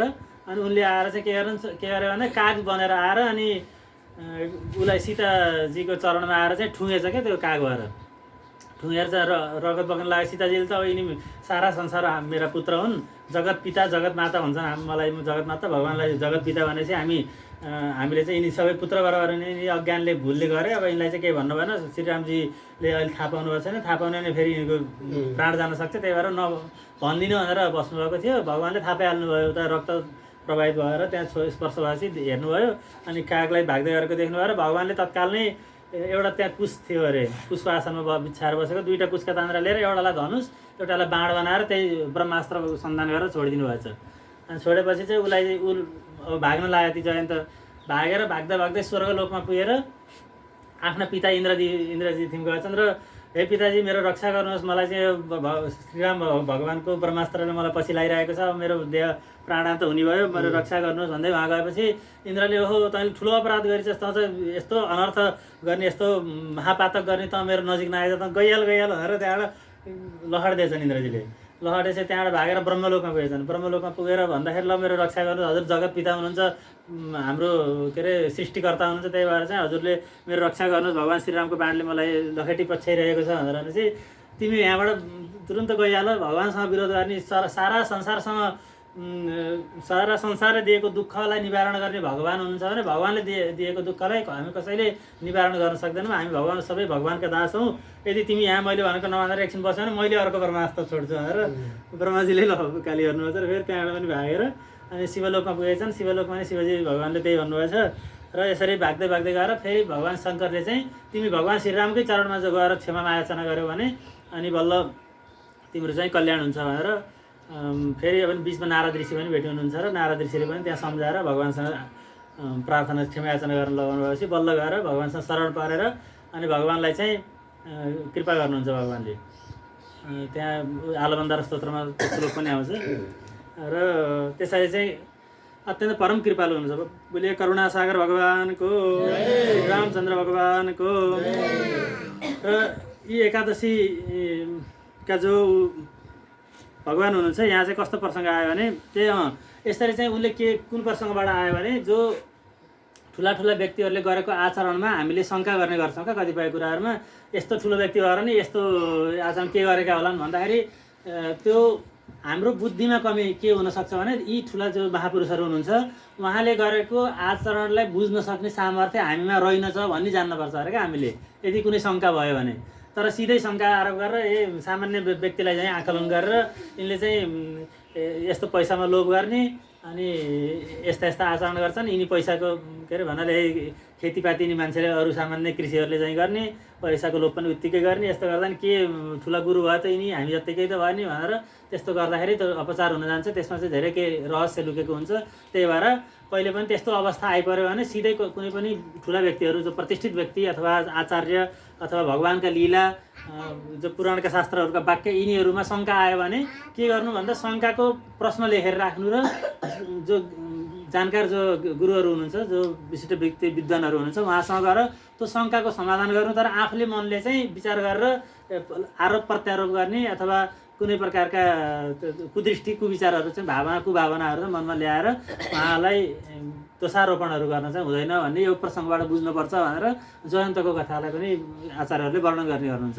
त्यसै गरी यहाँ पनि यो बिहानमा उदयाद उदयम यावत भनेर भनेको अर्थलाई चाहिँ बिहान सूर्योदयबाट सुरु हुन्छ भन्ने होइन कि दशमीमा अब एक छाक हविष्यान्न लिने त्यो पनि सूर्यास्तभन्दा पहिला भनेर जब भनिसकिएको छ भने त त्यहीँबाट व्रत सुरु भयो भन्ने जान्न पऱ्यो हामीले। त्यही भएर रात्रि जब सन्ध्या भएको हुन्छ, पार भइसक्नुहुन्छ, त्यसपछि त्यतिखेर त्यो सूर्योदयभन्दा पहिला 2 घडी अगाडि नै हामीले जो चाहिँ नियम बताइएको थियो अरू एकादशीहरूमा कि त्यो दिन हरियो सागपातहरू नखानु, अनि हविष्यान्न नखानु, जुठो अन्नहरू कुनै नखानु, काँसको थालमा नखानु, पत्रावलीमा भोजन गर्नु, ब्रह्मचर्यमा रहनु भन्ने नियमहरू छन् धेरै। ती सबै नियमहरू अनुसार अघिल्लो दिन दशमी, एकादशी, द्वादशी 3 दिनकै पूर्ण व्रत गरेर बल्ल एकादशी व्रत पूर्ण हुन्छ। त्यही भएर दशमीको नियम पनि पालन गर्नुपर्ने भएको हुनाले एकादशीमा चाहिँ छिटो नुहाएर छिटोभन्दा छिटो आराधना सुरु गर्नु भन्ने अर्थमा उदयाद उदयम भन्ने अर्थ बुझ्नुपर्छ भन्ने यो चाहिँ प्रसङ्ग भयो। र द्वादशीको दिनमा के गर्नु, यसरी एकादशीमा चाहिँ भगवान्को महात्म्य श्रवण गर्नु विशेष गरेर र अरू समयमा भजन कीर्तन गर्नु, सत्सङ्ग गर्नु, यसरी दिन व्यतीत गरेर बेलुकीमा पनि सबै सकिन्छ भने धेरैभन्दा धेरै जम्मा भएर, सकिँदैन भने जति थोरै भए पनि अथवा एक्लै भए पनि भजन कीर्तन गरेर रात्रिमा जागराम गरेर एकादशीको व्रत गर्नु। र द्वादशीको दिनमा बिहान ब्रह्म मुहुर्तमा उठेर के गर्नु भन्दा स्नान माझेर सबभन्दा पहिला स्नान गर्नु, स्नान गरेर जो नित्य कर्म हुन् तिलक लगाउने, सन्ध्या वन्दन आदि गर्ने सबै जो नियमहरू आचरण पुरा गरिसकेपछि अनि भगवान्को विशेष रूपले आराधना गर्नु। आराधना गरिसकेपछि यो आजको दिनमा पनि भगवान् त्रिविक्रमकै विशेष अधिष्ठात्री देवता हुनुहुन्छ भनेर यहाँ पछाडि बताइएको छ। र भगवान्को आराधना गरेर जलम सुवर्णम दत्ता च दिव्जा तिभ्यो यथावधि। र द्वादशीमा निर्जला एकादशीको व्रत गरेका जनले यही एकादशीको सँगै भयो कि जो द्वादशी भोलिकी जुन द्वादशी हुन् त्यो दिनमा दिएको दान धेरै अक्षय फल दिनेवाला हुन्छ भनेर बताइएको छ, जसमा जल दान गरेको विशेष महत्त्व छ। भोलि घडा दान गर्ने, जलपूर्ण घडा दान गर्ने भन्ने विशेष भोलिको लागि बताइएको छ। र सुवर्णम च दत्वा सुन दान गरेको पनि विशेष विधि छ। भुञ्जित कृतकृत्यस्तु ब्राह्मणै सहित व्रती र जलदान घडादान, जलपूर्ण घडादान र सकिन्छ भने सुनदान, अन्नदान आदि, वस्त्रदान आदि दिएर के गर्नु भन्दा ब्राह्मणहरूलाई भोजन गराउनु र भोजन गराएर सकिन्छ भने भोजन गराउनु, त्यो मिलेमा नभए मन्दिरमा कुनै मानव उठाउने, यस्तो गरेर चाहिँ केही न केही दान दिएर अनि आसपासमा अब आश्रमहरूमा सम्मान्य आचार्यहरू गुरुहरूको आज्ञा लिएर नभए भगवानको चरणोदकलाई प्रार्थना गरेर पान गरेर अनि बल्ल व्रत पारण गर्नु र यसरी अनि बल्ल भोजन गर्नु। र भुञ्जित कृतकृत्य यस्तो ब्राह्मणै सहित व्रती गर्नुपर्ने सबै कर्म विधिवत गरिसकेर अनि बल्ल भोजन गर्नु। एवं कृत्य तु यत् पुण्यम भीमसेन शृणुत। यसरी यदि एकादशीको व्रत कसैले गर्यो भने हे भीमसेन कति फल मिल्छ म त्यो भन्छु, सुन्नुहोस्। संवत्सरस्य यामध्ये एकादशी भवन्ति। वर्षभरि जति एकादशी हुन्छन्, कतिवटा एकादशी हुन्छन्? 24 हुन्छ। 12 एउटा एकादशीले एउटा उखानमा भन्थे क्या, एउटा बुटाको 12वटा आँगा, 12वटा आँगाका 24वटा पात, 24वटा पातमा खान्न मैले भात भनेर सानोमा रमाइलो गर्थे विद्यार्थीहरूले। त्यसरी चाहिँ 26वटा नि त पुरुषोत्तम मास पर्दाखेरि चाहिँ 26 एकादशीहरू हुन्छ। हजुर, त्यसरी चाहिँ 26 पुरुषोत्तम मास हुँदाखेरि 26 नभए 24 एकादशी हुन्छन्। त्यो एकादशीमा चाहिँ के गर्नु भन्दाखेरि भोजन नगर्नु भन्नाले ती एकादशीमा गरेको जुन पुण्य हुन्छ, सबै एकादशीको 24 एकादशी अथवा 26 एकादशीको जो पुण्य हो, 25 एकादशीको जो पुण्य हो, त्यो सबै पुण्य चाहिँ यो आज निर्जला एकादशी राम्रोसँग विधिपूर्वकले दशमी एकादशी द्वादशीको विधिसहित नियम लिएर गर्न सकियो भने के हुन्छ भन्दा तासाम फलम अभाव ती सबै एकादशीको फल यी एउटी एकादशीले दिन्छन्। सबै वर्षभरिको एकादशीको फल चाहिँ अरू सबै व्रत अनुष्ठान यज्ञ दान पुण्य भन्दा चाहिँ एकादशीको फल महत्त्व छ। एकादशीको व्रत र एउटी एकादशीको त्यस्तो महत्त्व भएर 24 मिले, 24 अथवा पुरुषोत्तम मासमा 25 मिले, 23 अथवा 25, किनभने निर्जलालाई त लिन छोड्नु पऱ्यो नि फेरि। अनि ती सबैको बराबरको फेरि यी एउटै एकादशी निर्जलाले दिन्छ। त्यही भएर ग्रीष्म ऋतुमा परेको छ, ग्रीष्म ऋतुमा अत्यन्तै गर्मी बढी हुने, प्यास बढी लाग्ने, यस्तो बेलामा बढीभन्दा तपस्या गर्नुपर्छ। तपस्या नै धर्मको मूल हो बताइएको छ क्या शास्त्रमा। नि ब्रह्माजीले पनि धेरै कति 1000 2000 दिव्य वर्षसम्म तपस्या गरेर बल्ल भगवानको दर्शन पाउनुभयो। फेरि पनि भगवानले तपस्या गर्न आज्ञा दिएर अनि फेरि बल्ल उहाँले चाहिँ वेद ज्ञान भगवानले दिएर अनि बल्ल सृष्टि रचना गर्नुभएको हुन्छ। त्यसरी चाहिँ तपस्या गरेर नै सारा संसारमा ठुला ठुला ऋषि महर्षि बन्नुभएको छ। जति महात्माहरू छन् सबै चाहिँ भगवानको नित्य धाममा मोक्ष प्राप्त गर्न सकेका पनि तपस्वीहरू छन्। हामी चाहिँ तपस्या गर्न नसकेर शरीरलाई आत्मा मारेर के फल हुन्छ र आफ्नो आत्मा मार्न ज्यान सुकाउन हुन्न, सके गर्ने हो नसके नगर्ने हो भन्दै भन्दै त्यस्तै एउटा छुट आफूलाई दिएर आफूलाई चाहिँ सकेसँग कम एउटा बाटोबाट फुत्किने दुःखबाट चाहिँ बच्ने एउटा उपाय रोजेको हुनाले हामी अहिलेसम्म यहीँ परिरहेका छौँ। त्यही भएर चाहिँ हामीले सकेसम्म चाहिँ एकादशीको व्रत गर्नैपर्छ, सकेसम्म प्रयास गरौँ भनेर प्रयत्न गर्ने। अब वृद्ध रोगी बाल बच्चाहरूको लागि भनेर विशेष छुट छ भनेर बताइएको पनि छ, त्यो पनि बुझ्नु पऱ्यो। नत्र भने आफ्नो सामर्थ्य भएसम्म सामर्थ्य नलुकाइकन व्रत गर्नु, निराहारै व्रत गर्नुपर्छ। यसरी चाहिँ इतिमाम केशव प्राह शङ्ख चक्र गदाधर। अनि यो चाहिँ कुन ठाउँमा लेखिएको छ भनेर भन्न पर्दैन तिमीले, मलाई स्वयं भगवान् श्रीकृष्णले नै बताउनु भएको। भगवान् वेदव्यास पनि भगवान्कै अवतार हुन्छ यद्यपि, र पनि भगवान् श्रीकृष्ण भगवान्ले जुन लीला अवतार लिनुभयो त्यो बेलामा पनि व्यासजी हुनुहुन्छ। व्यासजी त के हो कस्ता हुनुहुन्छ भन्दाखेरि अष्टचिरञ्जीवी मध्येका हुनुहुन्छ होइन। अश्वत्थामा बलिर व्यास हो, व्यास भनिन्छ नि, अश्वत्थामा बलिर व्यास हो, हनुमांश विभीषण कृपा परशुरामश्च सप्तैते चिरञ्जीवी अनि पछि मार्कण्डेय पनि, मार्कण्डेयम तथाष्टमम भनेर यसरी बताएको छ। यी 8 अष्टचिरञ्जीवीहरू मध्येका व्यासजी हुनुहुन्छ। त्यही भएर व्यासजी धेरै लामो समय चाहिँ उहाँका नाति पनाति खनाति पुस्ता पुस्तासम्मकोले उनीहरूलाई चाहिँ उहाँले मार्गदर्शन गर्नुहुन्छ शास्त्र उपदेशद्वारा। यस्ता व्यासजी हुनुहुन्छ र व्यासजीलाई भगवान् श्रीकृष्णले नै शङ्खचक्र गदा पद्मधारी जो भगवान् नारायण हुनुहुन्छ उहाँले मलाई स्वयं भन्नुभएको। त्यही भएर उहाँले मलाई सर्वधर्मान परित्यज मामेकम शरणम व्रज, सबै धर्म भन्दा श्रेष्ठ मेरो शरणागति छ, मेरो शरणलाई स्वीकार गर भनेर श्रीमद् भगवत गीतामा पनि भन्नुभएको छ। र मेरो शरण पर्नु किन भन्नुभएको भन्दा भगवानको शरण चाहिँ पर्छु भनेर तिलक पनि लगाउने, मन्त्र पनि जप्ने, भगवानले भनेको नमान्ने, भगवानले भन्नुभएको यो एकादशीको व्रत गर्नु भनेर मुख्य यो एकादशीका जो व्रतका उपदेष्टाको हुनुहुन्छ अर्थात् भगवान श्रीकृष्णै हुनुहुन्छ। भगवान श्रीकृष्णले एकादशीको व्रत गर्नु, एकादशीको दिनमा नभोक्तव्यम हरेर दिने इत्यादि जति एकादशीको महात्मा छन् सबै भगवानका बाणी हुन्। त्यही भएर भगवानका बाणी, भगवानको आज्ञालाई नमान्ने, अब हामीले मातापितालाई खुब मान्छौँ भन्ने अनि उहाँले भनेको आज्ञा नमानेर उल्टो काम गरियो भने जसरी खुसी हुन्नन् मातापिता त्यसरी नै भगवान नि खुसी हुनुहुन्न। त्यो शरणागति हुनु भनेकै भगवानको वचनलाई मान्नु भनिएको हो। त्यही भएर यो एकादशीको निर्जला एकादशीलाई उपवास गरेपछि सबै 24 एकादशीको फल मिल्छ भनेर भगवान श्रीकृष्णले भन्नुभएको छ। त्यो चाहिँ मलाई स्वयं भन्नुभएको। त्यही भएर तिमीले चाहिँ यो भगवानकै बाणी सम्झेर निर्जला एकादशी गर्यौ भने तिमीलाई जो भोग खटाउन नसक्ने र अरू आपत दुःख भनेर भनेका छौ त्यो सबैबाट तिमी बच्दछौ। तिमीले चाहिँ यही एकादशी, एउटी एकादशीद्वारा नै सबै एकादशीको फल प्राप्त गर्न सक्छौ भनेर बताउनु भएको छ। र यहाँ सर्वधर्मान परित्यज्य भनेर जुन भनिएको छ नि, यसको अर्थ धेरै विद्वानहरूले पनि के गर्नुहुन्छ भने सबै धर्मलाई, वर्णाश्रम धर्मलाई नै छोडेर शरण परेपछि केही गर्नै पर्दैन भन्ने अर्थ लाउँछन्। त्यो भनेको धेरै ठुलो अनर्थ हो। यसको अर्थ चाहिँ सबै धर्महरूको जो फल हो, धर्महरू किन गरिन्छ भन्दा पुण्यको लागि गरिन्छ होइन।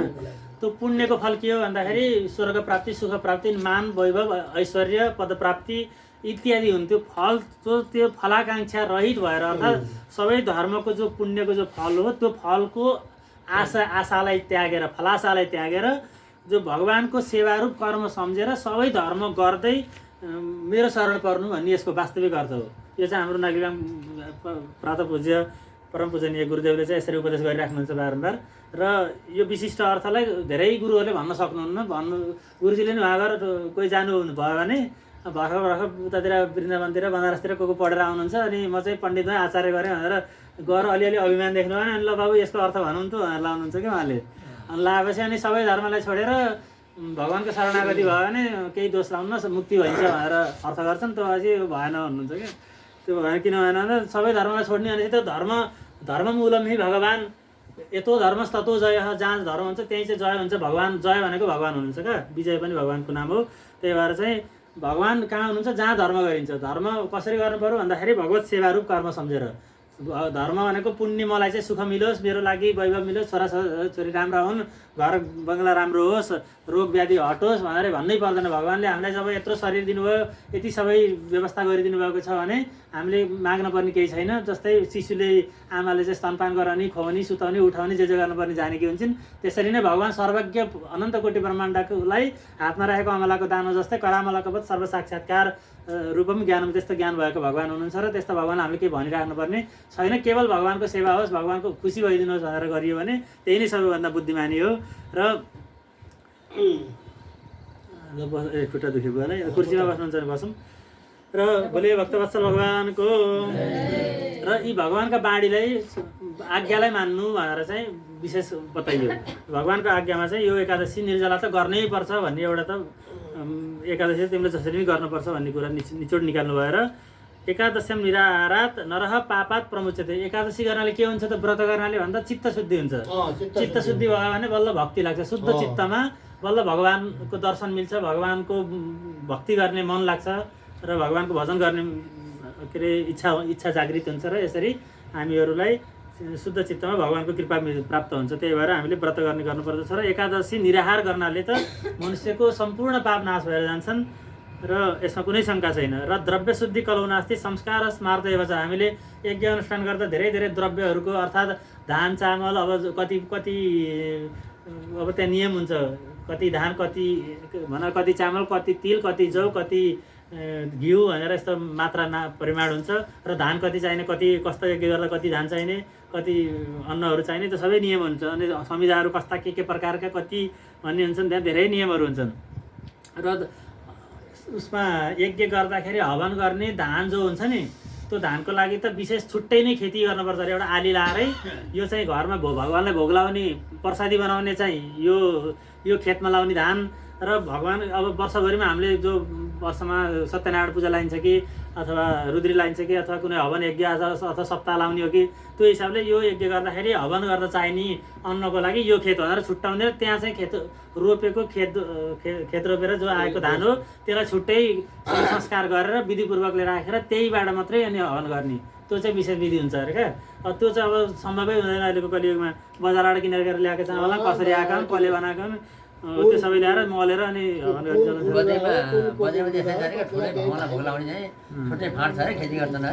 त्यहाँ उहाँ त्रिवेणीमा पनि छ त्यहीबाट ल्याएर भगवानलाई भोग्न अन्त भोग्न लाग्ने 18 बिघा छ अरे त्यो माधव समितिका गुरु हुनुहुन्थ्यो पहिला उहाँले चाहिँ खेतमा असारमा गएर त्यो धान रोप्ने भन्दा पहिले त्यो खेतलाई पुरा स्वस्ति शान्ति गरेर त्यो शुद्ध बनाएर अनि त्यहाँका वैष्णव गाउँमै छ त्यहाँ त्यो अरू जातलाई पनि नलाने त्यहाँ वैष्णवहरू गएर त्यहाँ धान रोप्ने त्यही अन्नले भगवान् स्वामी जहाँ जाँदा पनि त्यही चामल लिएर जाने तीर्थ जाँदा पनि अन्त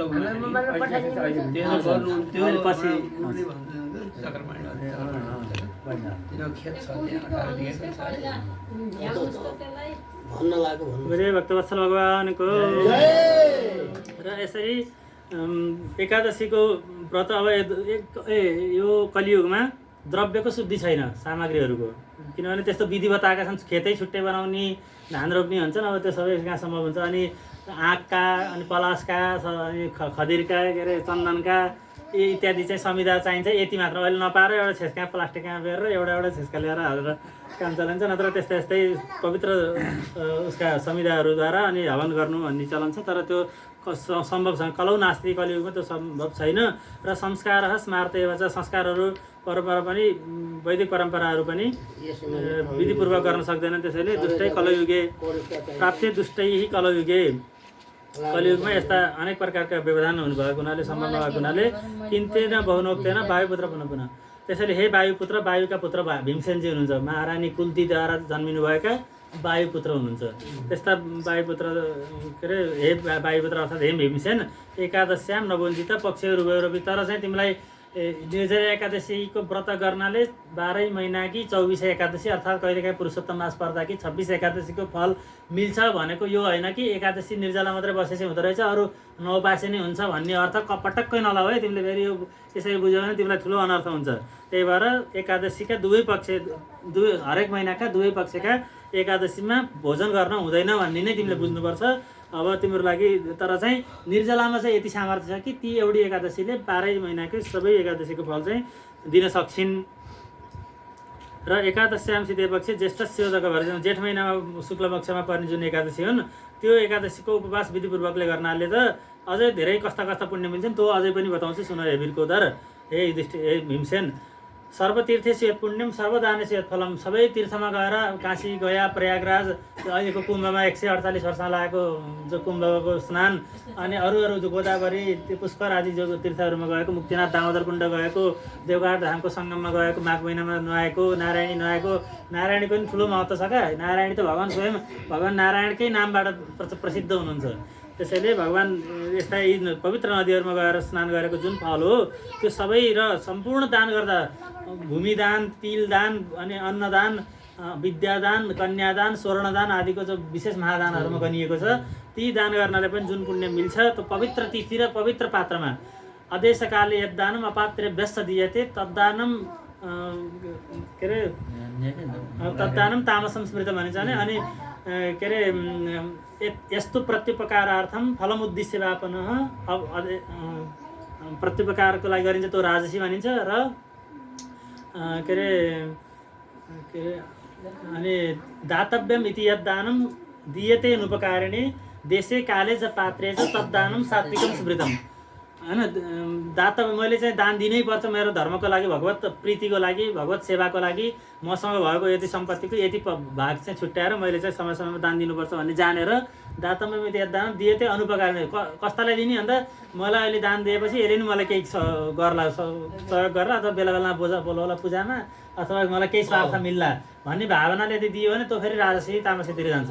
तर उसबाट प्रतिप्रकारको आशा पनि नहोस्, दिनुपर्छ भन्ने शुद्ध भावना होस् र देशै काले चाहिँ पात्रै छ। फेरि दिँदाखेरि पनि उचित समयमा उचित व्यक्तिलाई पवित्र व्यक्ति हुनु पर्यो। यदि तामसी व्यक्ति जसो पाए त्यसै खाने, जस्तो पाए त्यस्तै गर्ने, धर्मशास्त्र नमान्ने, सत्सङ्गलाई तिरस्कार गर्ने, ब्राह्मण भगवत भक्तहरूको निन्दा गर्ने जनलाई यदि दान दियो भने फेरि त्यसले चाहिँ उल्टो दोष लाग्छ, पाप लाग्छ भन्ने छ।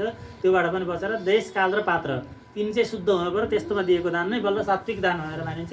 त्यसले अनन्त पुण्य फल मिल्दछ यदि यस लोकका धर्म अर्थ कामको उपभोग गर्न चाहनेलाई, र जो चाहिँ निष्काम भगवानको भक्तिमा डुबेर रमिरहेका छन् तिनीहरूको लागि भगवत प्रीतिमा र भगवत भक्ति प्राप्त हुन्छ त्यस्ता जनका लागि।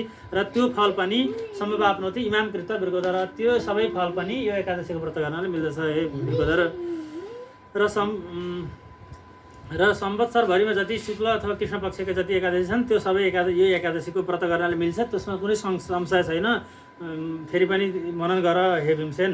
र धनधान्य बलायुर्दा पुत्राहरूको फलप्रदा यी एकादशीको व्रत गर्नाले केवल भगवत प्रीति मात्रै बढ्ने, हामीलाई त भगवानको प्रीति भन्ने वस्तु हो, मोक्ष भन्ने हामीले देखेका छैनौँ। त्यो हुने कहिले हो, अहिलेलाई यति दुःख पारेको छ, पछिको कुरा गरेर के गर्ने हो, र भर्खर हामीलाई चाहिँ यहाँ धन नगरेर यति आपत परेको छ भनेर भन्नेजनलाई पनि त्यो धनको कामनाले अथवा शरीरमा शक्ति मिलोस्, रोग हटोस्, अथवा आयु मेरो लामो होस्, कोही मर्नै लागेको छ त्यसको चाहिँ जीवन मिलोस्, उसलाई चाहिँ त्यसको अकाल मृत्यु नहोस्, मलाई चाहिँ पुत्र सन्तान छैनन्, पुत्र प्राप्ति होस् र धन प्राप्ति होस्, आरोग्य स्वास्थ्य लाभ होस् भनेर चाहिँ यस्तो चाहने जनले पनि यदि एकादशीको यो व्रत गऱ्यो भने अवश्य पनि तिनीहरूलाई सबै फलहरू प्राप्त हुन्छन्। धन धान्य बल आयु पुत्र आरोग्य सबै मिल्दछन्। र हे पुरुष व्याघ्र, हे नर व्याघ्र, मनुष्यमा सिंह जस्ता छौ तिमी, अत्यन्त बलिष्ठ बलवान छौ, महासाहसी छौ हे भीमसेन।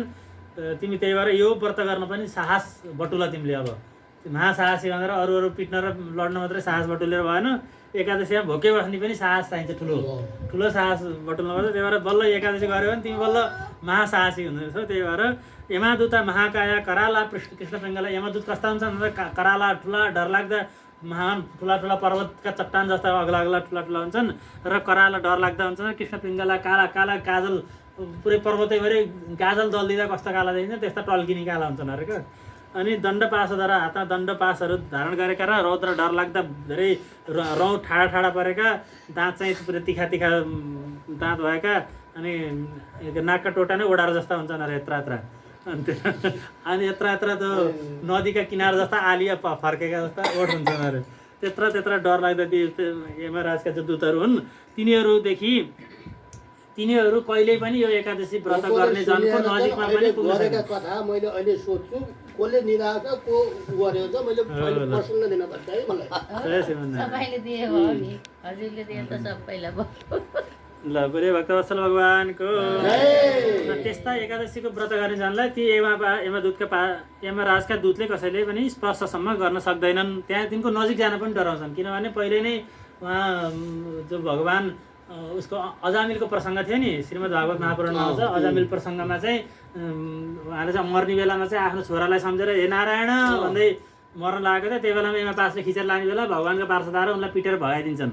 अनि हामीलाई चाहिँ पाप गरेकालाई लिएर आउने भनेर भन्ने, अहिले पाप गरेकालाई लिन जाँदाखेरि चाहिँ हामीलाई पिटेर लहटे, तपाईँको त शक्ति त धेरै व्यर्थ रहेछ, तपाईँको काम लागेन भन्नाले हजुरको शक्ति सामर्थ्य धेरै क्षीण रहेछ, न्यून रहेछ, हामीले त भगवानै मानेका थियौँ, हामीलाई नै उल्टै उनीहरूले पिटेर पठाए। त्यही भएर तपाईँको कस्तालाई ल्याउने कस्तालाई नल्याउने भन्ने निर्णय गर्नु पऱ्यो। आज तपाईँले चाहिँ हामीलाई राम्रोसँग बताउनु भएको रहेछ भनेर यमराजलाई सोद्धाखेरि चाहिँ जो चाहिँ अत्यन्त पापी छन्, सधैँ दुराचारमा लागेका छन् त्यस्तालाई ल्याउने, जो चाहिँ भगवानको नाम जप्छन्, भगवानको कीर्तन गर्छन् त्यस्तालाई चाहिँ कहिले तिनको नजिक पनि नजानु भनेर चाहिँ यमराजीले उपदेश गरेको प्रसङ्ग आउँछ क्या। माथि श्रीमद् भागवत महापुराणको 5औं स्कन्धमा अजामिलो व्याख्यानमा आउँछ। र त्यो प्रसङ्ग अनुसारले चाहिँ यहाँ त्यही बताइयो कि भगवानको जो भजन गर्ने, भगवानको एकादशीको व्रत गर्ने जनहरूलाई कहिले पनि यमराजका दूतहरू नजिक पनि पुग्न सक्दैनन्, स्पर्श गर्ने चाहिँ टाढेको कुरो भयो। र कस्ता आउँछन् त भगवानका पार्षदहरू, उनीहरूको देहको प्रारब्ध पूर्ण भएपछि जब शरीर छुट्छ त्यो कस्ता आउँछन् त भन्दा पीताम्बरधराः सौम्याः, अत्यन्त शान्त स्वभाव भएका, हेर्दै माया गर्ने खालका, प्यार गर्ने खालका, अनि पहेँला वस्त्र धारण गरेका, पीताम्बरधारी र चक्र हस्ता, हातमा शङ्ख चक्र गदा पद्मै लिएका, भगवानका जस्ता स्वरूप भएका। जब मनको गतिले यहाँ एकचोटि मनले सोचेन वैकुण्ठ सोच्यो भने पुग्यो, त्यति छिटो चल्न सकिन्छ। यिनी शङ्ख चक्र लिएर हातमा अनि जाम्ला साथमा, त्यसले भनेको गुरुले बोले शङ्ख चक्र गदा पद्मधारी भगवानको। र यसरी भगवानका पार्षदहरू आउनुहुन्छ र अन्तकाले नयन्तेनम मानवम वैष्णवीम पुरीमा, अन्त्य समयमा मनुष्यलाई त्यस्ता भगवानको भजन गर्ने जनलाई वैष्णव लोकमा वैष्णव धाममा लैजानका लागि भगवानका दिव्य पार्षदहरू आउनुहुन्छ त्यसमा।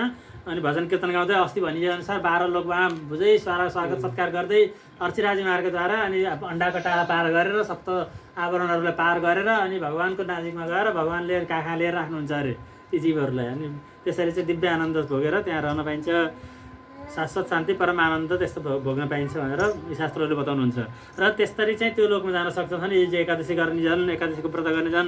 त्यसैले हे म भीमसेन सर्व प्रयत्न होइन सोपोष्य उदक वर्जिता, सबैले उदक वर्जिता भनेको जललाई पनि त्याग्नु, व्रत गर्नु, तर अरू त खान हुन्न अनि थाहा छँदैछ सधैँ अरू एकादशीमा पनि। तर निर्जला भनेपछि निर्गता जला यस्मिन सा निर्जला, जुन एकादशीमा जल पनि हटेको छैन अथवा जल पनि पान गर्नु हुँदैन त्यो दिनलाई निर्जला भनिन्छ।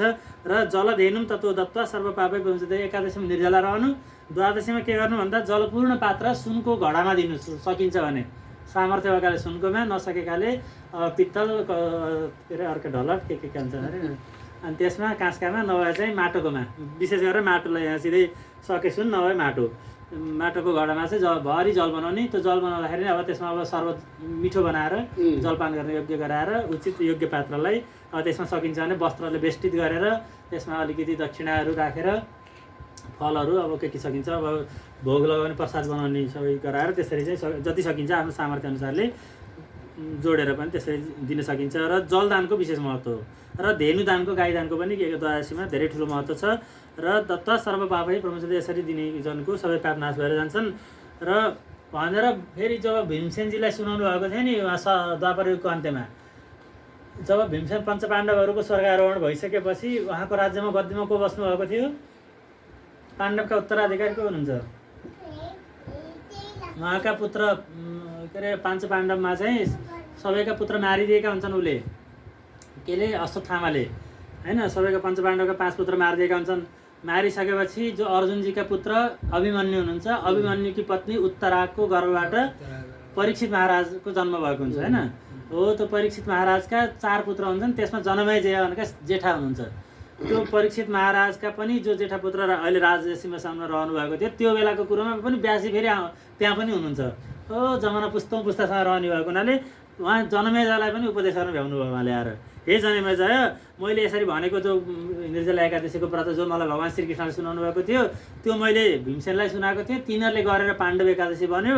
त्यो एकादशी तिनीहरूले राम्रोसँग विधिपूर्वक गरेका थिए नि, त्यही भएर तिमीले नि गर है हे जनमेजय। तिमीले पनि गर्यो भने तिमीलाई सबै वर्षभरिको एकादशीको फल पनि मिल्छ, सबै पाप नाश पनि हुन्छ र परमपद मोक्षलाई पनि तिमीले प्राप्त गर्न सक्छौ भनेर व्यासजीले फेरि उता जनमेजयलाई नि भन्नु भ्याउनु भएको छ। पाण्डव द्वादशी नामना लोके ख्याता बहुभ, त्यही पाण्डवहरूले विशेष गरेर उपवास गरिएको हुनाले यो एकादशीलाई पाण्डव द्वादशी, पाण्डव एकादशी पनि भनिन्छ। द्वादशी किन भनिएको त एकादशीलाई पनि द्वादशी किन भन्ने भन्दाखेरि एकादशी जहिले पनि दशमी संयुक्त नलिनु, द्वादशी संयुक्त एकादशी व्रत गर्नु भन्ने शास्त्रको निर्णय सिन्धुको निचोड छ, निष्कर्ष छ। त्यही भएर द्वादशीमा सम्बद्ध भएको अर्थात् छोड्दा एकादशी सकिने बेला र द्वादशीलाई स्पर्श गरिएको द्वादशीका दिनमा यदि एक घडी आधा घडी पनि यदि एकादशी छन् भने त्यही दिन उपवास गर्नु भन्ने यस्तो शास्त्रको निचोड भएको हुनाले द्वादशी व्रत भनिन्छ एकादशीलाई।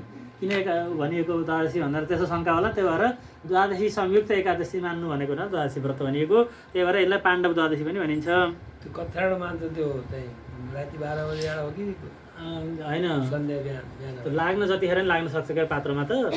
तर चाहिँ हामीले मान्ने त अब जस्तै द्वादशीमा एक घडी आधी घडी छन् भनेर पनि आधी घडी एकादशी आधी घडी कतिखेरलाई मान्ने भन्नु पऱ्यो मैले। आधी घडी त द्वादशीलाई छोयो होइन, कत्थर छोयो त नि, कत्थर छोयो भन्नाले त जुन दिन छोयो भन्नु पऱ्यो नि। जुन दिन राति 12 बजे छोएको मान्ने कि बिहान उज्यालो हुनेको नाको मान्ने भन्नु पऱ्यो। उज्यालोबाट लिएको हुन्छ क्या जहिले पनि, प्रातः अरुणोदय समयबाटै लिएको हुन्छ क्या। यसमात्र पात्रको हाम्रो हिसाबमा तिथिमा बिहानको लागि दिन्छ क्या जहिले नै। तिथि लाग्दा बिहानमा लाग्छ, बिहानमै छोयो भने त्यो दिन अब द्वादशीको दिन बिहानमा एकादशीको अलिकति उता पुग्यो, अघिल्लो दिन पुरा एकादशी छन् द्वादशीमा पनि स्पर्श छ भने त्यो अघिल्लो दिनको एकादशी नमान्ने, त्यो दिनलाई दशमी मान्ने हामीले। र दशमीको पूर्ण व्रत त्यही अघिल्लो दिन गर्ने र द्वादशी छोइएको एकादशीलाई चाहिँ उपवास गर्ने, यस्तो नियम हुन्छ। 4वटा नियम हुन्छन्। यो 4वटा नियममा एउटा दशमी टुट्यो भने द्वादशी मान्नु, एउटा दशमी 56 घडी भयो भने द्वादशी मान्नु, एउटा एकादशी 60 घडी भयो भने द्वादशी मान्नु भनेर यसरी चाहिँ छुट्टाएको। अनि 2टा एकादशी देखायो भने दोस्रो मान्नु भनेर यी एकादशीको निर्णय चाहिँ यसरी गर्नुभएको छ र यिनलाई द्वादशी व्रत पनि भनिन्छ एकादशीलाई। र उपवास अर्चना भरे त्यो एकादशीको व्रत गरेर अरू व्रत गर्ने भनेर भोकै बस्ने अनि त्यहाँबाट टाइम पास गर्नु पर्यो भनेर तास खेल्ने गर्ने पनि चलन हुन्छ अरे कति। त्यो चाहिँ नगरेर त्यो दिन चाहिँ दिनभरि नै भगवान्को भजन परक भएर भगवान्को कथा सुन्ने। महात्माको त सबैभन्दा ठुलो महत्त्व छ। एकादशी गरेर एकादशीको महात्मा सुनिएन भने अधुरो हुन्छ व्रत भनेर भनिन्छ। त्यही भएर महात्मा सुनाउने परम्परा चलिरहेको छ र हामीले पनि भगवान्ले ठुलो कृपाले हामीलाई यसो सुन्ने सुनाउने सौभाग्य प्रदान गरिबक्सिनु भएको छ। बोलिए भक्तवत्सल भगवानको र कुरुत्वम च प्रयत्न होइन सर्व पाप प्रशान्त हे भीमसेन, तिमीले पनि सबै पापहरू नाश हुन् भन्नका लागि आजसम्म तिमीले जो अहिलेसम्म आज आएर एकादशीमा मैले व्रत गर्न सक्दिनँ, हे पितामह मलाई एकादशीको व्रत मिल्ने कुनै उपाय बताइदिनुहोस् भनेर आएपछि त अहिलेसम्म भीमसेनले एकादशी नै गर्नु रहन्छ भन्ने जानियो नि हो। त्यही भएर आजसम्म तिमीले नगरेको जति पाप छ एकादशीको व्रत नगरेको पाप त्यो सबै पनि आजको एकादशी निर्जला गर्नाले सबै नाश भएर जान्छ। र तिमीले भन्दाखेरि के गर्नुपर्छ भन्दाखेरि अघिल्लो दिन दशमीमा नै भन्ने मन्त्र छ यहाँ। यसलाई चाहिँ श्लोक हामी सबैले कण्ठस्थ गर्नुपर्ने श्लोक हो कि करिष्याम्यद्य देवेश, बिहान भन्ने है छ यो। बिहान जो स्नान गरेपछि प्रार्थना गर्ने, भगवान्को पूजा आराधना गर्ने बेलामा प्रार्थना गर्ने। करिष्याम्यद्य देवेशम जलवर्जमुपोषणम भोक्षे परे निदेवेश हेनन्त तब बासरान। हे अनन्त, हे देवेश, हे भगवान्, हजुरको व्रत मैले सम्पूर्ण पाप नाश गर्नका लागि भनेर मैले गर्छु। के अरे जलम करिष्यामि अद्य, आज मैले हजुरको प्रसन्नताको लागि मैले आज एकादशीको व्रत गर्छु। जलवर्जम, मैले आज जल पनि पान गर्दिनँ त। अनि भोक्षे परे नि, भोलि बिहान द्वादशी लागिसकेपछि सूर्योदयपछि मैले चाहिँ सम्पूर्ण विधि विधानले पूजा गरेर यथाशक्य दान गरेर भगवान्लाई भोग लगाएर बल्ल चरणोदक पान गरेर अनि बल्ल चाहिँ मैले भोजन गर्नेछु। भगवान् त्यसको लागि मलाई सामर्थ्य दिनुहोस् है भगवान्। मैले मेरो आफ्नो शक्तिले मेरो चाहनाले मात्रै हुने होइन, मलाई हजुरले शक्ति प्रदान गर्नुहोस्, मैले चाहिँ एकादशी व्रत गर्न सकौँ भनेर यदि प्रार्थना गऱ्यो भने अर्कै दिव्य एउटा ऊर्जा आउँछ शरीरमा र धेरै सजिलो हुन्छ हामीले एकादशीको व्रत गर्न। र एकादशी व्रत गर्दाखेरि यो दासले पनि अनुभव गरेको एउटा कुरा के छ भने दशमी बिग्रियो भने एकादशी बिग्रिन्छ। त्यही भएर दशमी के गर्नुपर्छ भन्दाखेरि दशमीमै हामीले चाहिँ विधिपूर्वकले दशमीमा फलाहार बिहान फलाहार गर्ने, बेलुकीमा हविष्यान्न गर्ने भन्ने नियम हुन्छ। त्यो फलाहार पनि एका बिहानै खाने होइन, त्यो पनि 11-12 बजेसम्म जतिसक्दो ढिलो गरेर फलाहार लिने। फलाहार लिइसकेपछि भोजन बनाउँदाखेरि अलिकति के गर्नुपर्छ, अब भिजाएर गर्ने हो त आफ्नो आफ्नो तरिका हुन्छ भोजन बनाउनु त। त्यसमा चाहिँ हरियो सागपात खाने भने त्यो छिटो पचेर भोक लाग्छ, त्यही भएर सागपात नखाने यहाँ शास्त्रीय विधान पनि छ, एकादशीको नियम पनि छ। एकादशीमा हरियो सागपात नखाने, दालमा पनि अरू चनाहरू अरू कोदो जुठा त भइहाले हटिहाले, त्यसमा पनि विशेष गरेर अडर र मुङको दाललाई चाहिँ गुरुहरूले चलाउनु भएको देखिन्छ।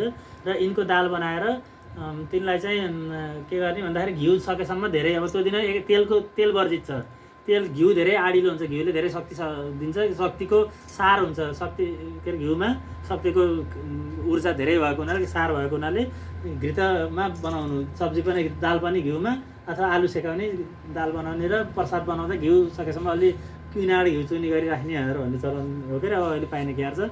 त्यसरी चाहिँ घिउ राखेर भोजन बनाउने, भगवान्लाई राम्रोसँग भोग लगाएर पहिले नै भोग लगाउने बेला हे भगवान् मैले यो भोजन अन्न अब ग्रहण गर्दैछु, हजुरलाई भोग लगाएको, अब आज गरेपछि मैले पर्सि मात्रै भोजन गर्ने हो, भोलि एकादशी मैले व्रत गर्नु छ, त्यही भएर यो अन्नमा यति शक्ति दिनुहोस् यो अन्नद्वारा मलाई कि मैले भोलि निर्विघ्नतामा मैले एकादशीको व्रत गर्न सकौँ भनेर प्रार्थना गरेर अनि त्यो भोजन चाहिँ घाम अस्ताउनुभन्दा पहिले नै त्यसरी भोजन गरिसकेपछि यदि व्रत गर्ने हो भने त्यो घिउको आड पनि हुन्छ, त्यो शक्ति एउटा भगवान्सँग प्रार्थनाको शक्ति पनि हुन्छ, त्यो सबै मिलेर एकादशी सजिलैसँग हामीले व्रत गर्न सकिन्छ निर्जला गर्नलाई। अब सधैँ गर्न अब अनेक प्रकारको यो प्रपञ्च संसारका आफ्ना अनेक दोषहरूले गर्दाखेरि विघ्न परिरहेको छन् र पनि अनुभव चाहिँ गुरु कृपा भगवत कृपाले समयमा निर्जलाको पनि अनुभव भएको हुनाले त्यसरी चाहिँ एकादशी दशमी राम्रोसँग हामीले गर्न सकियो भने एकादशी पनि व्रत गर्न सकिन्छ राम्रोसँग। र यसरी चाहिँ प्रार्थना गर्नु। अनि भोक्षे अपरिन्नी देवस, हे भगवान् भोलि मैले भोजन गर्नेछु, अनन्त तपवास र हजुरको यो आजको विशेष एकादशीलाई मैले हजुरको प्रसन्नताको लागि व्रत गर्छु, त्यसको लागि शक्ति दिनुहोस् भनेर भगवान्सँग बिहान प्रार्थना गर्नुपर्छ। र यति चारमा यसरी मन्त्र उच्चारण गरेर उपवास परायण हुनु, अर्थात् म आज उपवास गर्ने हो, झुक्केर पनि जल पिउँछु कि मैले आसमन पो गर्छु कि अरू बेला सधैँ गर्नेहरूको त्यो बानी लाएर झप्प मुखमा पो हालिन्छ कि भनेर चाहिँ विचार गरेर शिरमा लाउने अथवा जलपान अन्नपान आदिबाट चाहिँ बस्नु। र जति पनि मेरु मन्दर मानम त स्त्री अथवा पुरुष अथवा स्त्रीहरूका पनि सुमेरु पर्वतका जत्रो, सुमेरु पर्वत कहाँसँग छ भन्दा ब्रह्मलोकसँग टुप्पो पुगेको आएर सुमेरु पर्वतको कत्रो छ भनेर भन्नु यहाँका पर्वत पनि चढ्न पऱ्यो भने कति आपत पर्छ सबैभन्दा ठुलो सगरमाथा 8848 किलोमिटर हिँड्छ त्योभन्दा नि त्यो त यहाँ देखिन्छ तलैका छन् अब स्वर्गभन्दा पनि माथि सत्यलोक ब्रह्मलोकसँग पुगेको त सुमेरु पर्वत छ सुमेरु पर्वतको शिखरमा ध्रुवलोक छन् भनेर भनिन्छ त्यसरी चाहिँ ध्रुवलोकसँग त सुमेरु ब्रह्मलोकसँग पनि सुमेरुको त्यहाँ बलो जोडिएको छ अरे क्या सुमेरु पर्वतमा त्यसरी भनिएको व्याख्या गरिन्छ यो भूगोल खगोलको वर्णनमा पञ्चम स्कन्धमा र यी सुमेरु पर्वतका जत्रा थुप्रा पापका रहेछन् भने पनि पुरुषका अथवा स्त्रीका सबै पापहरू नाश भएर जान्छन् र एकादश्याम नसक्नोति चाहिँ योदातुम जलदेनुम जल सुवर्णको घडामा जलदान अथवा गाईदान गर्न जसले सक्दैनन् सकाञ्चन घटस्तेन देयो वस्त्र समृद्ध सकाञ्चन भनेको सुनले युक्त भएको घटलाई जल दान गर्न सक्दैन भने माटोको घडामा जल मिठो जल बनाएर भरेर त्यसलाई शरबत राखेर त्यसमा जलले बेष्टित गरेर अनि दान गर्नु जलको माटोको घडामा त सकिन्छ जसले पनि र तुयस्य नियमको तस्याम कुरुते सय वैस पुण्य विभाग त्यो दिनमा जसले जल दान गर्ने जो नियम लिएको हुन्छ त्यसलाई धेरै अनन्त पुण्य मिल्दछ र फलकोटी सुवर्णस्य यामे यामे सुन्ते फलम भनेको सुनदान फलकोटी सुवर्णस्य भनेको सुनदानको ठुलो महत्त्व छ र यसको धेरै अनन्त फल मिल्दछ त्यसको पनि पुण्य यही एकादशीकोमा हामीलाई जलदान गर्नाले मात्रै मिल्दछ र स्नानम दानम जपम होमम यदस्याम कुरुतेन र जसले यो एकादशीमा गङ्गाजी गएर स्नान गर्छन् उनको ठुलो महत्त्व विशेष महिमा छ र दानम त एकादशी अथवा द्वादशीमा विशेष गरेर द्वादशीमा एकादशीमा पनि दान भनिन्छ तर विशेष द्वादशीमै दान गर्ने विधान गरिएको छ र दानम जपम भनेको जति सक्दो एकादशीमा जप गरेको एकादशीमै हो यो दान यहाँ लेखेको चाहिँ एकादशीमा गरेको दान एकादशीमा गरेको स्नान एकादशीमा गरेको जप र हवन जति नित्य हवन अग्निहोत्री गर्नेहरूले नित्य हवन गर्छन् अथवा एकादशी विशेष तिथि पारेर कसैले यज्ञ सत्यनारायण पूजा गर्ने अरू व्रत के अरे यज्ञ लगाउने पनि गर्नुभएको हुन्छ त्यो दिन जसले यस्तो विधिपूर्वकले स्नान दान जप होम आदि गर्नुहुन्छ भने तत्सर्वम च अक्षयम प्रोक्तम ती सबै अक्षय भएर रहनेछन् र कृष्णस्य भाषितम जसले यो यसलोक परलोकमा सुख प्राप्ति चाहन्छन् स्वर्गादी सुखहरूमा भने तिनको पुण्य अक्षय हुन्छ जसले त्यो सकाम भावले गरेका छैनन् निष्काम भावनाले भगवानको सेवा रूप कर्म सम्झेर गरेका छन् भने तिनीहरूलाई भगवानलाई अक्षय सन्तुष्ट मिल्दछ भगवानलाई र विशेष गरेर आजको दिनमा पितृहरूलाई पनि अक्षय तृप्ति गराउने हो भने आजको एकादशी गर्नु भन्ने विशेष यसको विधि बताइएको छ पितृहरूको लागि पनि विशेष यो एकादशी छन् एकादशीमा गरेको दान व्रत पुण्यले विशेष आजको एकादशीले पितृहरूलाई पूर्ण अनन्त तृप्ति मिल्दछ र किम्बा परेण धर्मण निर्जल एकादशी हे महाराज भीमसेन हे भीमसेन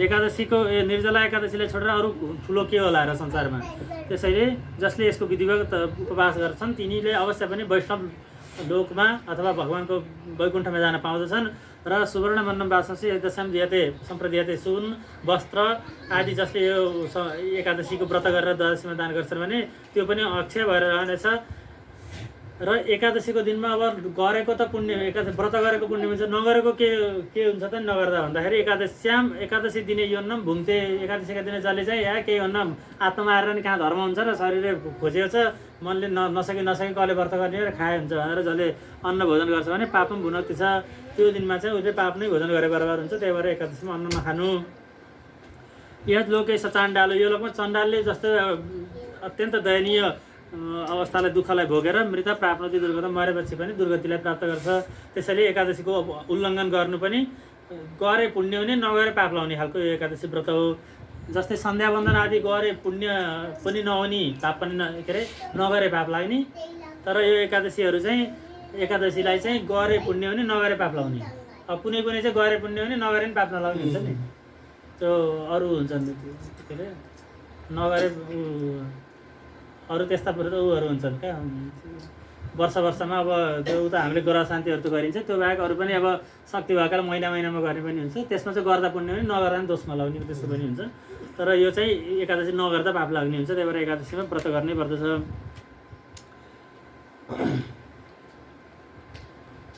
र यो एकादशीमा व्रत गर्ने जनका यदि ब्रह्म हत्याका पाप मदिरापान गरेका पाप चोरेको ठुला चोरी गरेको पाप गुरुसँग विरोध गरेको सधैँ झुटो बोलेको र अति ठुला पातकहरू गरेका जति पापहरू छन् त्यो पापहरू एकादशीको व्रत गर्नाले सबै नाश भएर जान्छन् हे हे कौन्तेय हे भीमसेन यो एकादशीको दिनमा गर्नुपर्ने विधि के छ कस्ता भगवानको चाहिँ श्रद्धापूर्वकले पूजा गर्नुपर्दछ म भन्छु सुन्नुहोस्। जलसाई सम्पूज्य देया धेनु छ तन्मयी जलसाई भगवान जो क्षीरोदक साई भगवानको पूजा गर्नुपर्दछ र देया धेनु छ तन्मयी भगवानले गाई र ब्राह्मणलाई नव ब्राह्मण देवाय गो ब्राह्मण हिताय छ भनिन्छ। गाई र ब्राह्मणको हितको लागि भगवानले अवतार लिने गर्नुहुन्छ समय समयमा। देवता नव ब्राह्मण्य देवाय गो ब्राह्मण हिताय भनेको ब्राह्मणको लागि गाईको लागि र देवताको लागि रक्षा गर्नको र धर्मको रक्षाका लागि भगवानले अवतार लिने गर्नुहुन्छ समय समयमा। त्यही भएर भगवानलाई अत्यन्त प्रिय गाई छिन्, त्यो गाईको पनि दान गर्नु विशेष मानिन्छ। र घिउ दान यदि गाई दान गर्न सक्ने सामर्थ्य कसैमा छैन भने राम्रो भाँडामा चाहिँ भरी बनाएर एउटा घिउ भर्ने गाईको घिउ भरेर त्यो घिउ दान गरियो भने पनि गाईको दुधबाट दहीबाट मही फिटेर नहुनीबाट पकाएर निस्किने जो सार हो गाईको दुधको जो सार हो त्यो चाहिँ घिउ भएको हुनाले घिउ दान गरे पनि गाई दान बराबरको पुण्य मिल्ने भएको हुनाले घिउ दान गर्नु भनेर पनि गाई दानको अभावमा घिउ दान गरेको पनि गरे पनि गाई दान बराबरको पुण्य मिल्छ भनिएको छ।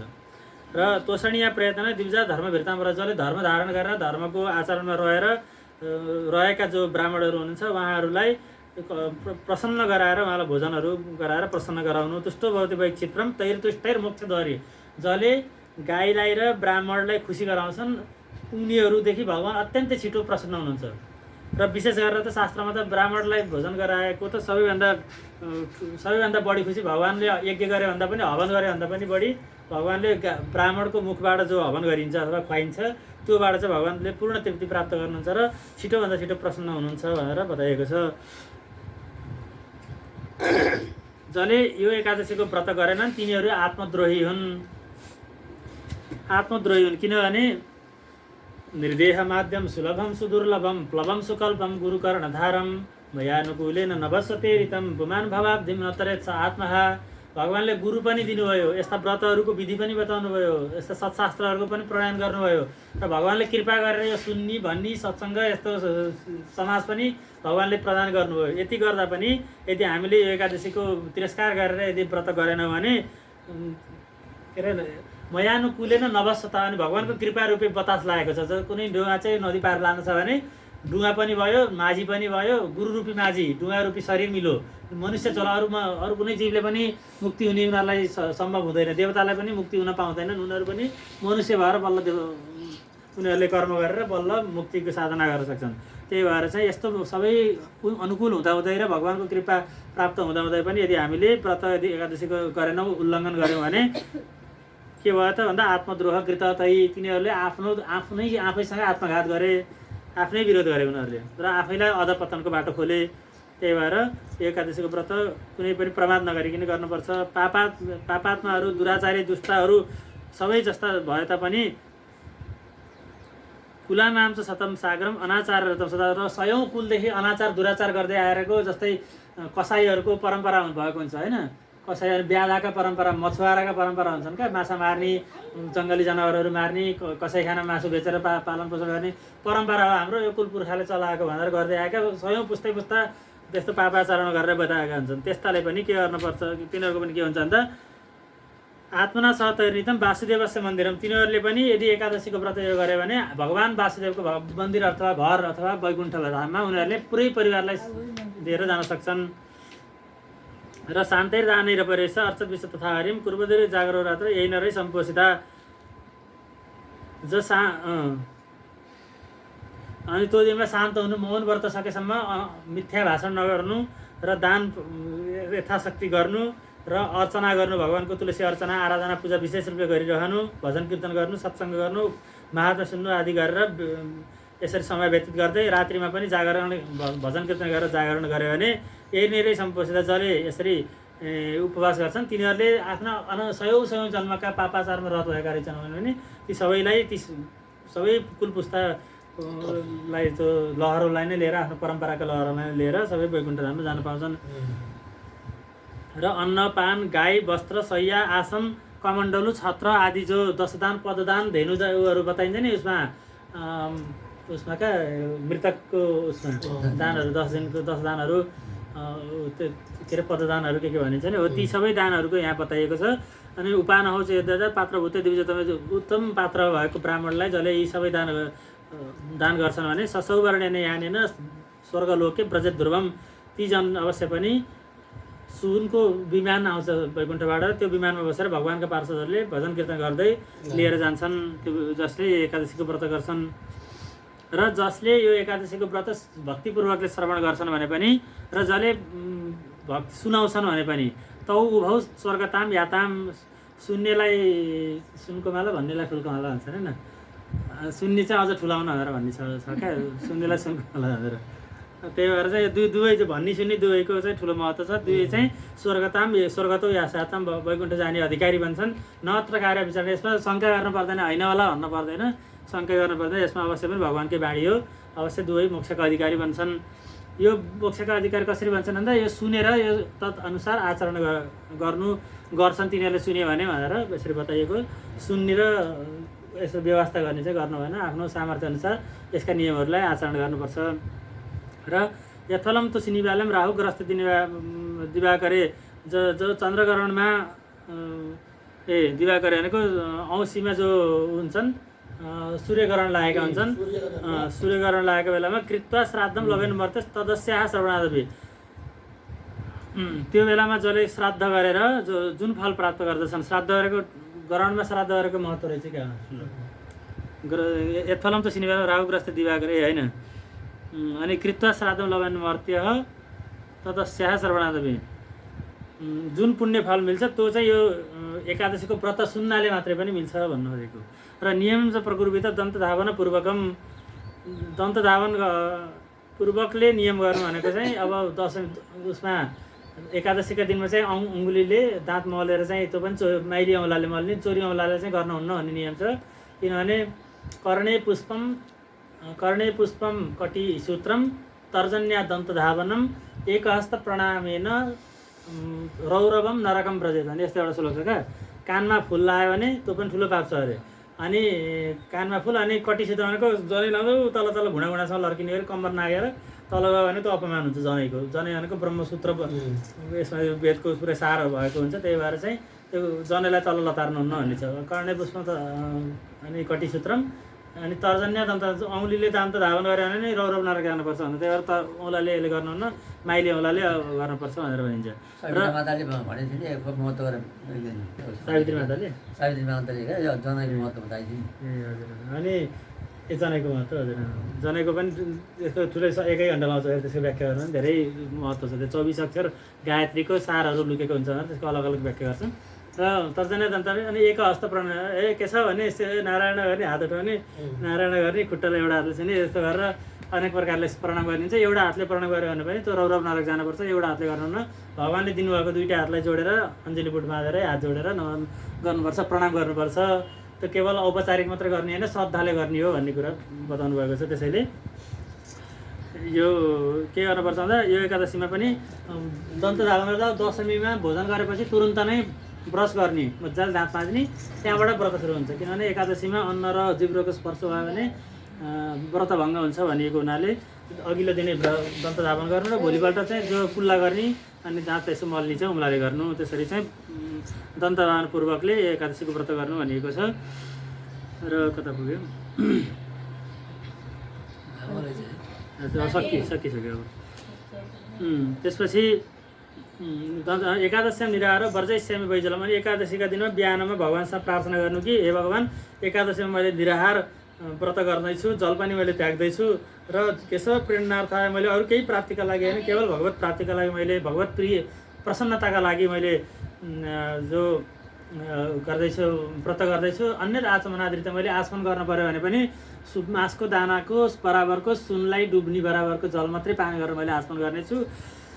यो बाहेकको अरू जल मैले पान गर्ने छैन। र कुल्ला गर्ने बेलामा मुखमा जुन जल राखिन्छ त्यो बाहेकको लौङशङ्का आदि गर्नु पऱ्यो भने मुख कुल्ला गर्ने नियम छ त्यो गरेर बाहेकको अरू बेलामा मैले मुखमा जल पनि स्पर्श गराउनु छैन भनेर बिहानै प्रार्थना गरेर विधिपूर्वकले भगवान्को पूजा आराधना त्यो दिन विशेष रूपले तुलसी अर्चना दियो बालेर भगवान्लाई अखण्ड दियो बाल्ने पनि चलन छ सम्भव भएसम्म।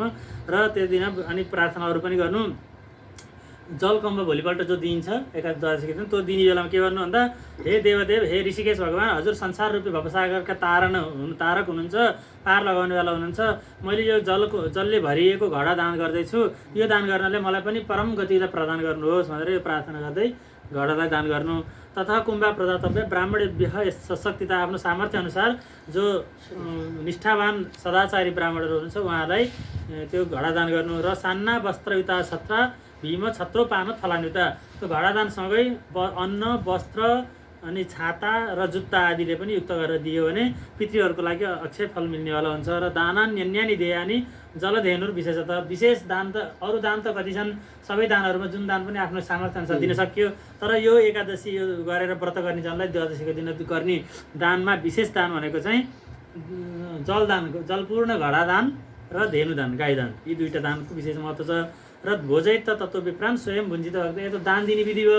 दान दिएपछि पनि सामर्थ्य भएसम्म ब्राह्मणलाई भोजन गराउनु र नबोलिकन भोजन गर्दाखेरि चाहिँ भगवान्को प्रसाद पाउने बेलामा बातचित गर्नु हुँदैन भन्ने यहाँ पनि लेखिएको छ। त्यही भएर मौन धारण गरेर व्रत गर्ने हाम्रो भान्जाले नि मौन धारण गरेर भोजन गर्नुहुन्छ, त्यसरी चाहिँ खाने बेलामा बोल्नु हुँदैन भन्ने यहाँ पनि बताइयो। र मौन भएर भोजन गर्नु, यसरी जसले एकादशीको व्रत गर्दछन् यी एकादशी सबै पाप नाश गर्नेवाली हुन्छन्। यस्तो द्वादशी संयुक्त एकादशीको व्रत गर्नाले सर्व पाप विनिर्मुक्त पदम गच्छन् त्यनामयम, सबै पापहरू नाश भएर जान्छन् र अनामय भनेको कहिल्यै फर्केर नआउने परम पद भगवत धामलाई प्राप्त गरिन्छ। र तथा प्रवृत्ति भीमेन कृतेयम निर्जला शुभ, जब यसरी व्यासजीले सबै एकादशीको महत्त्वलाई भीमसेन प्रति उहाँले आज्ञा गर्नुभयो, त्यो दिनदेखि भीमसेनजीले निर्जला एकादशीलाई कटिबद्ध भएर पालन गर्नुभयो। र निर्जला एकादशी गरेपछि फेरि बाँकीको सबै एकादशी सकिँदो रहेछ पहिलो अनुभव नभएको हुनाले डराउनु भएको थियो। एउटा एकादशी गरेपछि ओहो भगवान्लाई प्रसन्न गराउने, केही खर्च गर्न नपर्ने, केही श्रम गर्न नपर्ने, थुपुक्क बस्दियो भने यति सजिलो व्रत अरू कोही छैन संसारमा, र फल पनि अनन्त फल दिने, सबैभन्दा ठुलो फल दिने यिनै एकादशी भनेपछि त मैले अब सबै एकादशी गर्छु भनेर भीमसेनजीले पनि त्यो दिनदेखि लिएर सबै एकादशीको व्रत गर्नुभयो भनेर यो एकादशीलाई त्यो भीमसेनजीले गरेको हुनाले पाण्डव द्वादशी भनेर पनि यो एकादशीलाई भन्ने गरिन्छ। र व्यासजीले भीमसेनजीलाई उद्देश्य गरेर भन्नुभएको यो एकादशीको महात्म्यलाई क्रमबद्ध रूपले भन्दै सुन्दै आउने क्रममा हामीले पनि सुन्ने भन्ने गर्ने सौभाग्य भगवान्ले प्रदान गर्नुभयो। र त्यस्ता भगवान्का श्रीचरणमा कोटि कोटि दण्डवत प्रणाम, र आफ्नो बाणीलाई पनि भगवान्का श्रीचरणमा समर्पण गर्दै यो कथा प्रसङ्गलाई यहीँ विश्राम गरिन्छ। जय श्रीमन्नारायण बोलिए भक्तवत्सल भगवानको श्री कृष्ण गोविन्द हरे मुरारे नाथ नारायण वासुदेव अनन्त वैकुण्ठ मुकुन्द कृष्ण गोविन्द दामोदर माधवेति। बोलिए एकादशी महारानी को, निर्जला एकादशी को, भक्त र भगवान को, श्री सत्य सनातन वैदिक धर्म को, श्रीमन्नारायण नारायण।